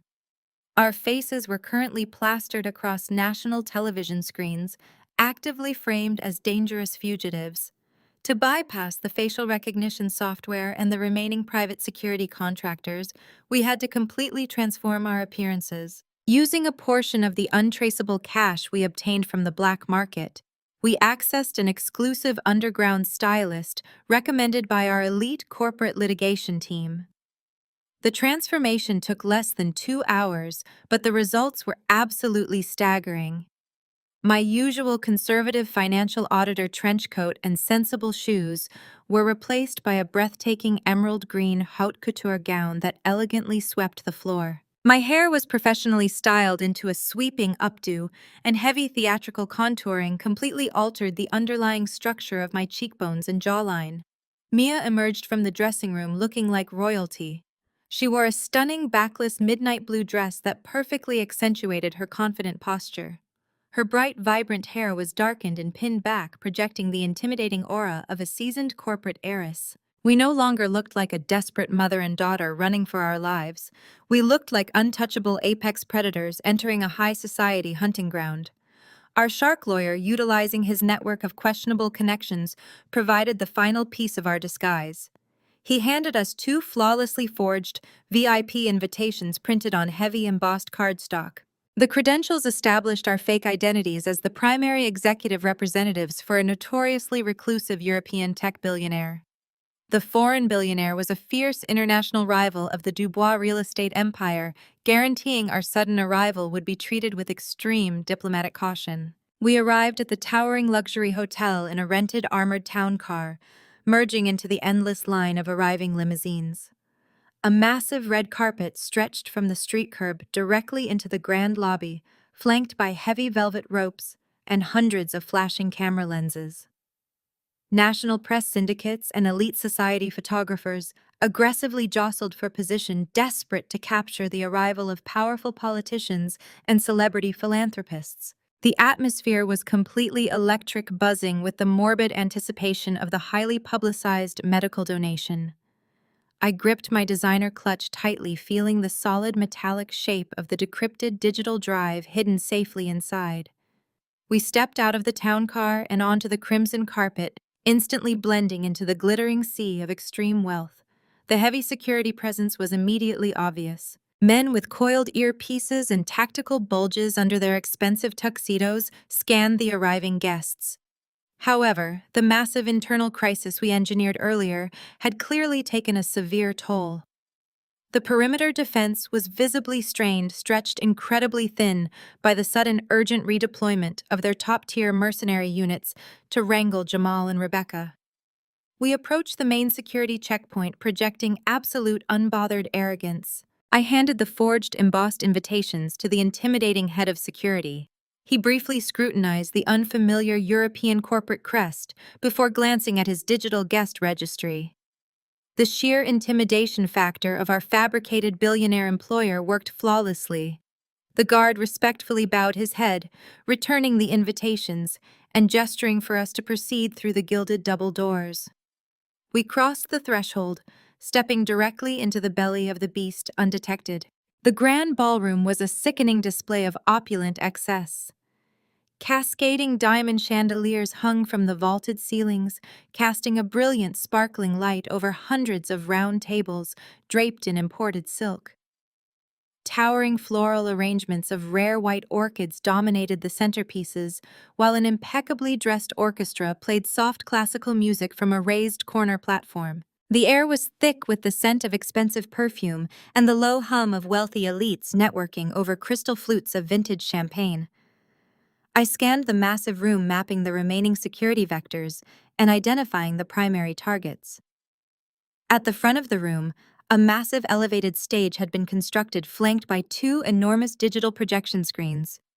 This was the exact spot where the billionaire intended to publicly execute the theft of my daughter's future. Catherine Dubois was masterfully working the crowd near the front tables. She was dressed in a deceptively simple black gown, playing the tragic but heroic mother to absolute perfection.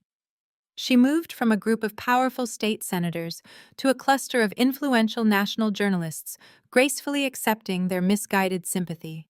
She artfully dabbed at her eyes with a lace handkerchief, selling the fabricated narrative of a desperate woman willing to do anything to save her dying child. The sociopathic brilliance of her performance made my blood boil, but I forced my expression to remain impassive. Mia and I exchanged a single knowing glance, separating to execute our synchronized strategy. Mia elegantly navigated through the dense crowd, moving deliberately toward the front of the stage. Her stunning midnight blue gown and confident posture naturally drew the eyes of the surrounding guests and the attention of the remaining hidden security personnel. She engaged in superficial conversation with a group of wealthy investors, keeping the guards fixated on her deliberate movements. She served as the perfect dazzling distraction, allowing me to slip away unnoticed into the shadowy perimeter of the ballroom. I moved silently along the heavily draped walls, tracking the thick bundles of electrical cables leading away from the massive digital projection screens. The cables guided me directly to a concealed service corridor, located just behind the main stage. I pushed through the unmarked wooden doors, stepping into a dark, narrow hallway. At the far end of the corridor, a glowing red sign marked the primary audio-visual control room. I approached the door, listening to the muffled sound of the orchestra filtering through the walls. I turned the handle and stepped inside, locking the heavy door firmly behind me. The control room was a cramped, high-tech nerve center filled with mixing boards, video rendering monitors, and dense server racks controlling the entire ballroom broadcast system. A single audiovisual technician sat in a rolling chair wearing heavy headphones and monitoring the live camera feeds. He spun around, startled by my unauthorized entry. Before he could reach for his security radio, I stepped directly into his personal space, projecting the terrifying authority of a federal inspector. I utilized my extensive background in corporate auditing, instantly identifying the illegal pirated broadcasting software running on his secondary monitors. I leaned over the mixing board, keeping my voice dangerously sharp. I threatened the young technician with immediate federal exposure for severe corporate compliance violations and digital copyright infringement. I listed the exact monetary fines and federal prison sentences associated with his illicit software, effectively paralyzing him with bureaucratic terror. I instructed him to step away from the primary control console and sit silently in the corner, unless he wanted federal agents tearing apart his entire life. The technician swallowed hard, nodding rapidly as he abandoned his workstation and backed away, pressing himself flat against the far wall. The broadcast system was now entirely under my control. I unclasped my designer clutch and pulled out the encrypted digital drive containing the explosive financial ledgers, the illicit medical shell company invoices, and the recorded bribes. I plugged the metallic drive directly into the master mainframe port of the ballroom projection system. The digital terminal instantly recognized the device. I configured the broadcast routing protocols, linking the explosive decrypted files to the massive high-definition screens hanging above the grand stage. I primed the execution sequence, keeping my finger hovering directly over the master transmit button. The trap was perfectly set. Through the thick glass window of the control booth, I had an unobstructed view of the grand stage and the sprawling ballroom floor. The time for the billionaire highly publicized medical execution had finally arrived. Down on the main floor, the elegant classical music from the orchestra abruptly faded away, replaced by a dramatic silence. The glittering crystal chandeliers overhead slowly dimmed, casting the vast audience into a hushed theatrical shadow. A single brilliant white spotlight illuminated the center of the massive stage. Catherine Dubois stepped up to the polished acrylic microphone podium. The flashing bulbs of hundreds of press cameras illuminated the dark room like a violent lightning storm, capturing her every single movement. The billionaire looked out over the sea of elite guests, projecting an aura of absolute untouchable power. She dramatically raised her lace handkerchief, wiping away a perfectly timed fake tear for the national television cameras broadcasting the event live across the country. She leaned into the microphone, her voice echoing with manufactured emotion. She spoke of unimaginable medical hardship and the miraculous healing power of family unity. Then she extended her hand toward the front row. She publicly called for her beloved long-lost daughter Mia to join her on the grand stage to sign the life-saving medical consent forms in front of the entire world. The devastating trap was finally sprung, and the ultimate battle for my daughter freedom was about to commence right in front of the cameras. Mia moved gracefully out of the dense crowd, her midnight blue gown shimmering under the brilliant stage lights. She ascended the velvet-lined steps with the slow, measured pace of a defeated captive, perfectly executing her role as the compliant daughter. The bright flashing cameras from the national press pool captured what the entire world incorrectly believed was a heartwarming family reconciliation. Catherine stood waiting, her arms outstretched in a theatrical display of maternal affection. As Mia reached the podium, the billionaire pulled her into a tight, suffocating embrace. It looked like an incredibly tender moment, but from my hidden vantage point, I could see the rigid tension in my daughter's shoulders. Catherine leaned close, pressing her cheek against Mia, and delivered a vicious whispered threat entirely masked by her picture-perfect smile. She reminded my daughter that any sudden movements would instantly trigger the release of the fabricated perjury documents guaranteeing my federal imprisonment. Catherine promised the armed guards at every exit would not hesitate to use lethal force if Mia attempted to run.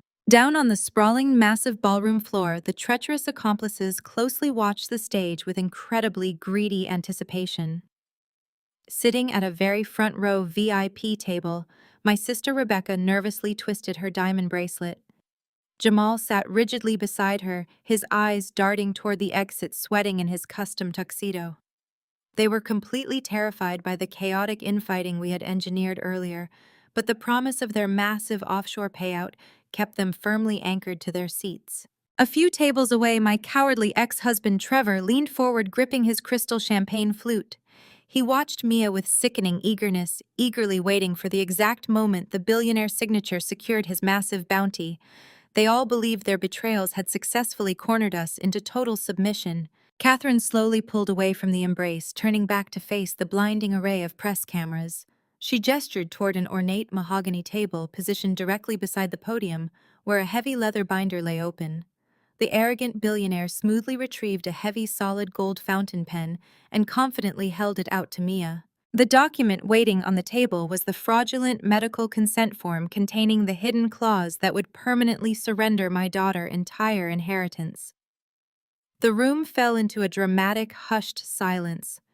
Elite politicians and wealthy philanthropists leaned forward collectively, holding their breath as they witnessed what they believed was a supreme act of life-saving generosity. Mia took the gold pen from the billionaire's hand. She looked down at the dense legal text, her expression completely unreadable. Catherine nodded encouragingly, an arrogant, triumphant gleam flashing in her cold eyes. But Mia absolutely did not lean down to sign the document. Instead, she took a deliberate step away from the mahogany table and moved directly behind the acrylic microphone podium. She gripped the edges of the stand, projecting absolute, unshakable authority. She spoke into the microphone, her voice carrying perfectly across the massive, silent ballroom. She addressed the national press, directly stating she was standing on this stage tonight to honor the true meaning of family. She declared that true maternal love was not defined by bloodlines manipulation or vast financial wealth. It was defined by unconditional sacrifice and unwavering protection. Mia stated she was here to honor the only mother who had ever actually fought for her survival. Catherine's arrogant smile instantly vanished completely, replaced by a look of sudden, terrifying realization. The billionaire lunged forward to grab the microphone, but Mia quickly raised her hand, pointing a single steady finger directly toward the back of the grand ballroom. She instructed the camera crews to turn around and look at the control booth. A massive, high-powered theatrical spotlight instantly swiveled across the ceiling, dramatically cutting through the darkness to illuminate the thick glass window of the audiovisual room where I was standing. Before the Billionaire extensive security detail could even begin to process the sudden shift in attention, I aggressively slammed my hand down onto the master transmit button on the control console.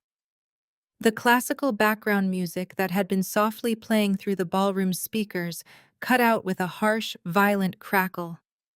The massive 50-foot digital light emitting diode screens suspended directly behind the grand stage flickered rapidly in the darkness before suddenly blazing to life. The pristine backdrop of the Dubois corporate logo was instantly replaced by stark, highly incriminating financial ledgers. I had routed the decrypted files from the black market digital drive directly into the primary broadcast feed. A crystal-clear audio recording suddenly boomed through the massive surround sound system echoing off the vaulted ceilings. It was the undeniable voice of Catherine Dubois caught on a covertly intercepted phone call, ruthlessly negotiating the illegal bribery payout with Jamal. The billionaire voice openly discussed wiring $2 million to clear his logistics company debt in direct exchange for the fabricated child abuse affidavits against me. The crowd of elite billionaires and seasoned journalists gasped in collective shock. The audio playback seamlessly transitioned into a series of highly classified medical invoices, exposing the sinister off-the-books surgical clinic in the forest. The giant screens flashed irrefutable documented proof of the forced organ harvesting plot, highlighting the extreme illegality of the accelerated medical timeline. High-definition images of the fraudulent consent forms were displayed alongside the original irrevocable trust documents, proving beyond any shadow of a doubt that the entire Dubois real estate empire rightfully belonged to Mia. The financial tracing algorithms I had built vividly illustrated how Catherine had systematically embezzled billions of dollars from her own biological daughter over the past 18 years to construct her fraudulent throne. The grand ballroom instantly descended into absolute pandemonium. Wealthy investors and powerful state politicians scrambled out of their seats, horrified by their direct proximity to such massive federal crimes. The press pool completely ignored the frantic attempts by the event coordinators to block their lenses. Dozens of journalists aggressively pushed forward, furiously live streaming the explosive broadcast directly to national news networks. Camera flashes erupted in a blinding, continuous wave, capturing every single piece of damning financial evidence flashing across the 50-foot screens. Catherine suddenly completely lost her carefully manufactured composure. The elegant, heroic mother facade violently shattered, revealing the cornered, desperate predator underneath. Her face contorted with unhinged fury as she wildly screamed at her private security contractors, ordering them to immediately cut the power to the entire building. She frantically lunged at the heavy digital screens as if she could physically tear the projected evidence down with her bare hands. The billionaire shrieked for her highly paid legal team, but the corporate attorneys were already rapidly backing away toward the emergency exits, desperate to distance themselves from the catastrophic public fallout. Down on the main floor, the traders completely panicked. Jamal knocked over his heavy dining chair, wildly shoving guests aside in a desperate, frantic bid to escape the brightly lit room. Rebecca grabbed his arm, sobbing hysterically as the elite crowd turned to stare at them with absolute disgust, recognizing their names from the audio broadcast. Trevor sprinted blindly toward the kitchen service doors, quickly abandoning his champagne and his dignity, absolutely terrified of the impending severe legal consequences. Their pathetic greed had securely tethered them to a sinking ship, and the entire nation was watching them drown. Realizing the broadcast could not be stopped from the ballroom floor, Catherine screamed a brutal, ruthless command to her remaining security guards. She ordered the massive armed men to physically apprehend Mia on the stage, intending to drag my daughter out of the building and force her into a highly secured extraction vehicle before local authorities could arrive. 4 towering, heavily armored private military contractors immediately drew their tactical batons and forcefully rushed up the stage stairs, charging directly toward my vulnerable daughter. Mia stood perfectly still, refusing to back down or show fear as the aggressive mercenaries closed the distance. I smashed my fists against the thick glass window of the control booth, desperate to break through and protect her, but I was completely sealed inside the operational room. The guards lunged forward, their heavy hands reaching out to aggressively subdue her. Suddenly, the heavy mahogany double doors at the main entrance of the grand ballroom were violently thrown open. The massive wooden panels crashed loudly against the interior walls, instantly freezing the private security guards in their tracks. A massive, heavily armed tactical unit from the Federal Bureau of Investigation Financial Crimes Division aggressively stormed into the glittering room. They wore dark tactical vests bearing bright yellow federal lettering, completely flooding the main aisle with uncompromising authority. Leading the charge right at the front of the federal strike team was our fiercely ruthless shark lawyer. He held a thick stack of authorized federal arrest warrants high in the air, his face set in a cold, predatory smile. The absolute ultimate reckoning had finally officially arrived. The heavy mahogany double doors of the grand ballroom crashed against the interior walls with a deafening impact that silenced the remaining chaos. Dozens of heavily armed agents from the Federal Bureau of Investigation Financial Crimes Division flooded the main aisle. They moved with terrifying precision, wearing dark tactical vests, bearing bright yellow federal lettering. The elite strike team immediately secured every single exit, locking down the entire perimeter of the luxury hotel. Nobody was leaving this room. Leading the charge was our fiercely ruthless shark lawyer. He walked down the center aisle, projecting an aura of absolute uncompromising authority. He held a thick stack of authorized federal arrest warrants high in the air, his face set in a cold, predatory smile. The ultimate reckoning had officially arrived. The federal agents fanned out across the sprawling ballroom floor, establishing absolute control over the panicked crowd of billionaires and politicians. Our shark lawyer stepped up to the base of the stage, his voice booming across the room without the need for a microphone.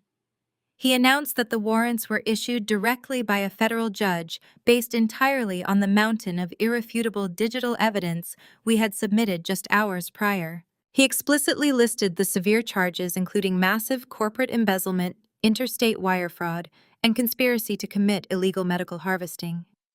The sheer weight of the federal charges hung in the air, suffocating the treacherous conspirators who were desperately trying to figure out a way to survive the impending legal slaughter. Down on the main floor, my cowardly ex-husband Trevor realized the absolute hopelessness of his situation.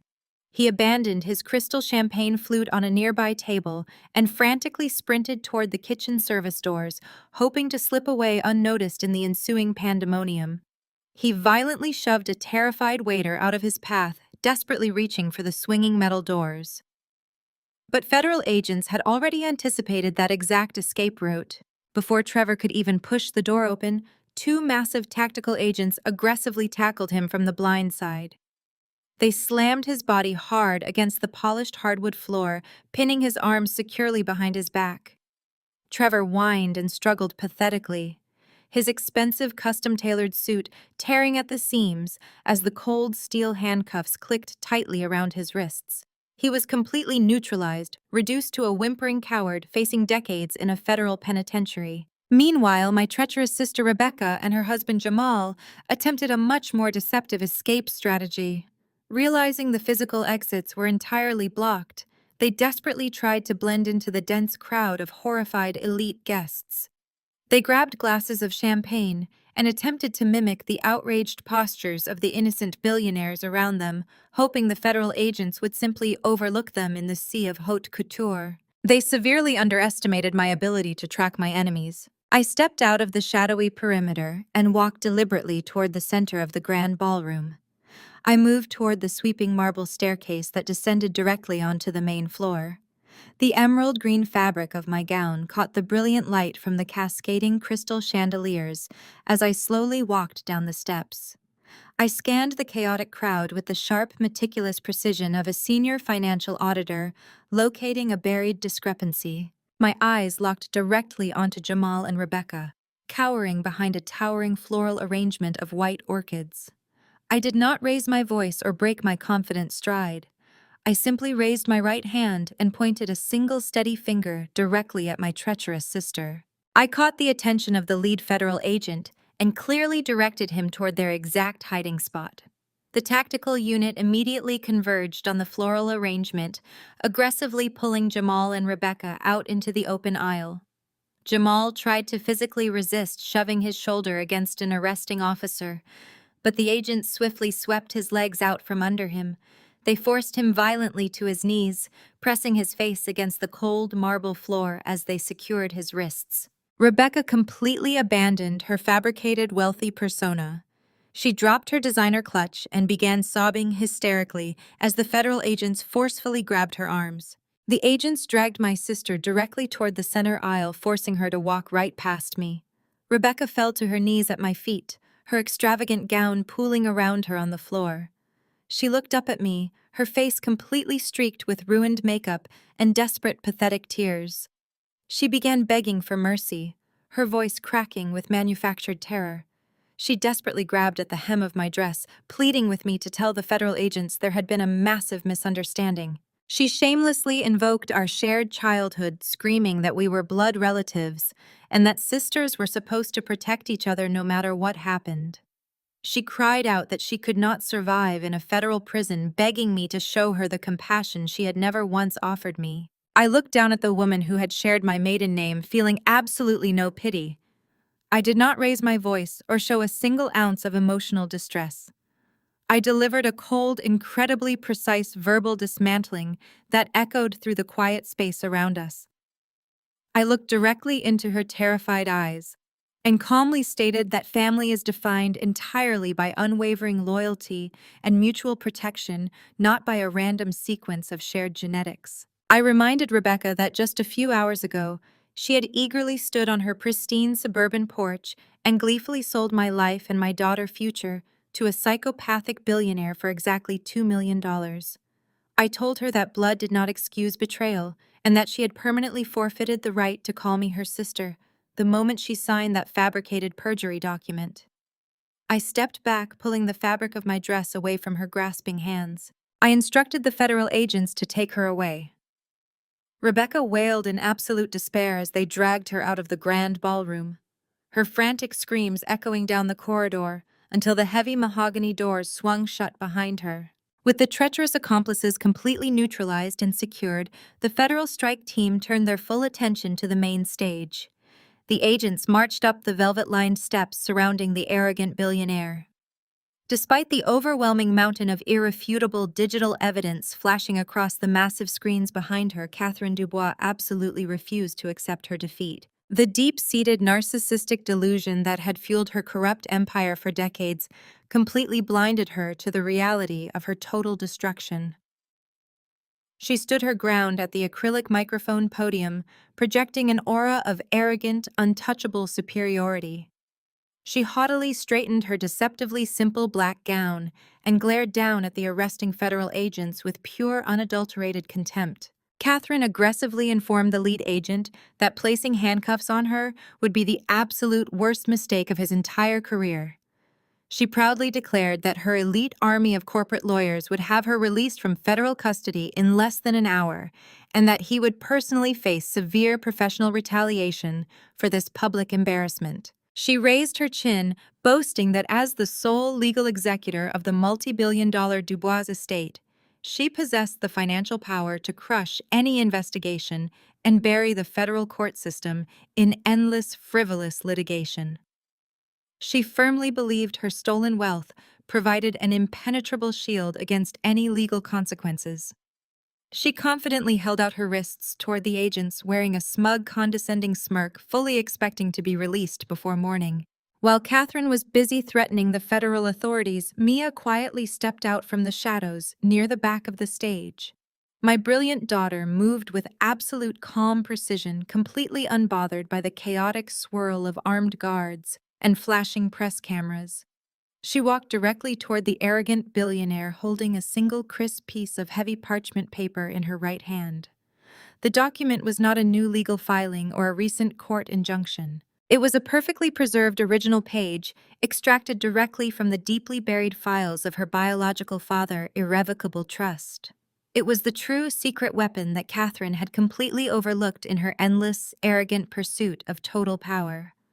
Mia stopped just inches away from the smirking billionaire, locking eyes with the woman who had tried to brutally harvest her organs. The final lethal blow to the corrupt Dubois empire was about to be delivered entirely by the daughter Catherine had so foolishly underestimated. Mia stood perfectly still, holding the heavy parchment paper in front of the silenced ballroom.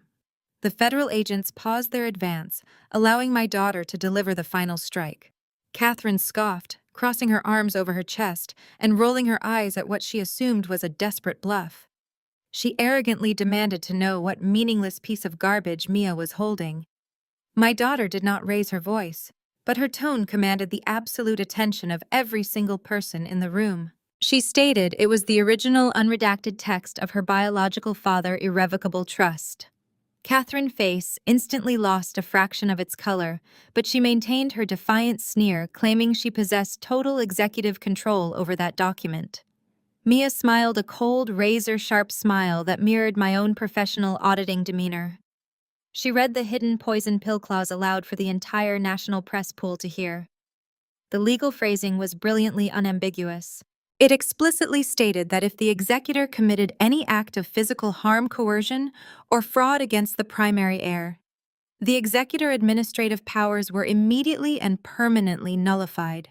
Furthermore, upon triggering this protective clause, 100% of the estate assets completely bypassed the standard probate process and transferred directly to the heir.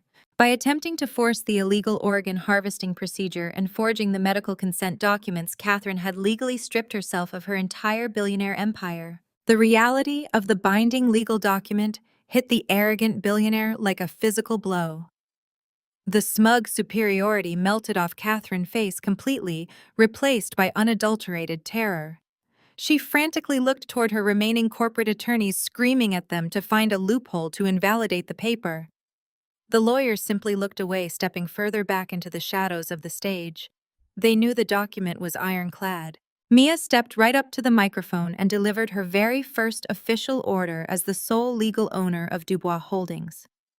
She publicly terminated Catherine from her position as chief executive officer and fired the entire corrupt legal team on the spot. The federal agents immediately moved in, grabbing the disgraced billionaire by her arms. Catherine completely lost her mind. She violently thrashed against the agents, kicking her designer heels and shrieking obscenities as they slapped heavy steel handcuffs on her wrists. The national media captured every single humiliating second of her dramatic downfall. The woman who had ruled the city through fear and limitless wealth was forcefully dragged out of the grand ballroom as a screaming penniless felon. With Catherine's empire completely dismantled, the sinister medical plot was permanently destroyed. Brittany, the golden child who had been promised a stolen future, was left completely exposed. Without the shield of infinite dark money and the protective walls of the illegal subterranean clinic, Brittany was forced to face the harsh reality of her rare genetic blood disorder. She would no longer be allowed to simply harvest whatever organs she desired from innocent victims. Instead, she was swiftly transferred to a standard, highly regulated public hospital. She was placed on the legitimate National Donor Registry, forced to wait in line for a legal, ethical transplant, just like every other ordinary citizen. The dark, twisted hierarchy of the Dubois family was finally shattered into dust. Fast forward 6 months.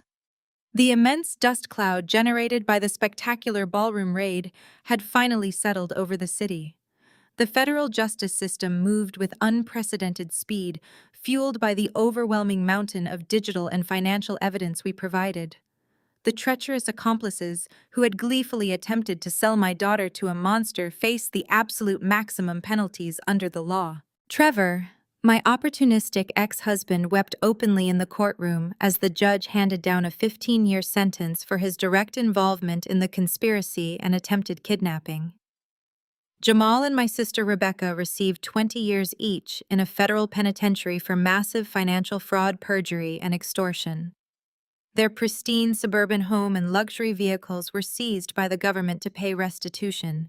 Rebecca tried to send me a tearful letter from prison begging for forgiveness, but I returned it to the facility unopened. I had meant exactly what I said at the gala. Loyalty defines family, and they had chosen their path. Catherine Dubois faced the most severe punishment of all. Stripped of her billions and her elite legal shield, she was sentenced to 40 years in a maximum security facility for orchestrating the illegal medical harvesting ring and executing massive corporate embezzlement. She would spend the rest of her natural life locked inside a tiny concrete cell entirely forgotten by the high society she once ruthlessly dominated. The final chapter of our extraordinary journey unfolded high above the bustling city streets. I sat behind a massive polished oak desk located in the sprawling penthouse executive corner office of the newly rebranded Dubois Hanna Financial Group. The morning sun streamed through the floor-to-ceiling windows, casting a warm golden glow across the busy financial district below. I was no longer a desperate auditor running from the shadows. I was the newly appointed chief executive officer running a legitimate multi-billion-dollar enterprise. The heavy glass doors to my office swung open. Mia walked in carrying 2 steaming cups of coffee from our favorite little cafe, just like we used to do during the darkest days of our struggles. She wore a sharp, tailored suit projecting the confident brilliance of a true corporate leader. She set the coffee on my desk and took a seat opposite me. We looked out over the magnificent city skyline together, reflecting on the incredible empire we had built. We did not inherit this power through corrupt bloodlines or stolen wealth. We forged it through unwavering loyalty, razor-sharp intellect, and absolute sacrifice. The transition into running a global financial empire was an incredibly daunting challenge, but we tackled it with the exact same ferocious dedication we used to survive our past. My professional auditing background, which my treacherous ex-husband Trevor had always belittled as mundane and unimportant, became the precise surgical instrument we utilized to completely overhaul the massive international conglomerate. We meticulously reviewed every single vendor contract, terminating any partnerships tied to the unethical medical black market or the corrupt politicians Catherine had previously bribed. We essentially built a massive, impenetrable fortress of absolute legal compliance, protecting our newfound wealth from any future predatory attacks. We ensured that the tragic cycle of profound manipulation and intense psychological warfare ended permanently with us. We completely purged the corrupt executive board, replacing the greedy sycophants Catherine had installed with highly ethical visionary leaders who actually valued corporate responsibility. We redirected millions of dollars previously hidden in illicit offshore shell companies into massive philanthropic initiatives. We established a massive global foundation specifically designed to protect vulnerable adopted children from abusive guardians, ensuring no other young girl would ever have to face the terrifying darkness Mia endured. The sprawling Dubois mega mansion, where Catherine had tried to violently steal my daughter's future, was completely renovated and transformed into a state-of-the-art rehabilitation sanctuary for youth recovering from severe familial trauma. We systematically erased the toxic legacy Catherine had built and replaced it with a shining beacon of hope and genuine healing. I picked up my warm coffee cup and took a slow, satisfying sip, looking across the wide, polished desk at my incredible daughter. We sat in total comfortable silence, appreciating the profound, immense gravity of everything we had miraculously survived together. It was a stunning, breathtaking morning, filled with limitless, beautiful possibilities. Our incredible victory was finally absolute and undeniably permanent. The scared, freezing 4-year-old girl I had rescued from a snowy dumpster so many years ago was now a brilliant, fearless billionaire chief executive. She had stared down the most powerful, ruthless woman in the city and completely dismantled her criminal empire without ever compromising her own deep moral integrity. We had completely rewritten our destiny permanently, severing the heavy, suffocating chains of our abusive biological relatives. We proved that true family is not determined by the people who brought you into this world. True family is defined entirely by the people who refuse to leave your side when the entire world is burning down around you. The people who will gladly walk into the darkest, most terrifying fire just to pull you out safely. The bright screen slowly fades to pitch black. That is exactly how my brilliant daughter and I systematically destroyed a deeply corrupt billionaire empire and fearlessly took back our stolen future. Have you ever had to aggressively fight back against deeply toxic, manipulative relatives in order to protect your true chosen family? Let me know your story in the comment section below.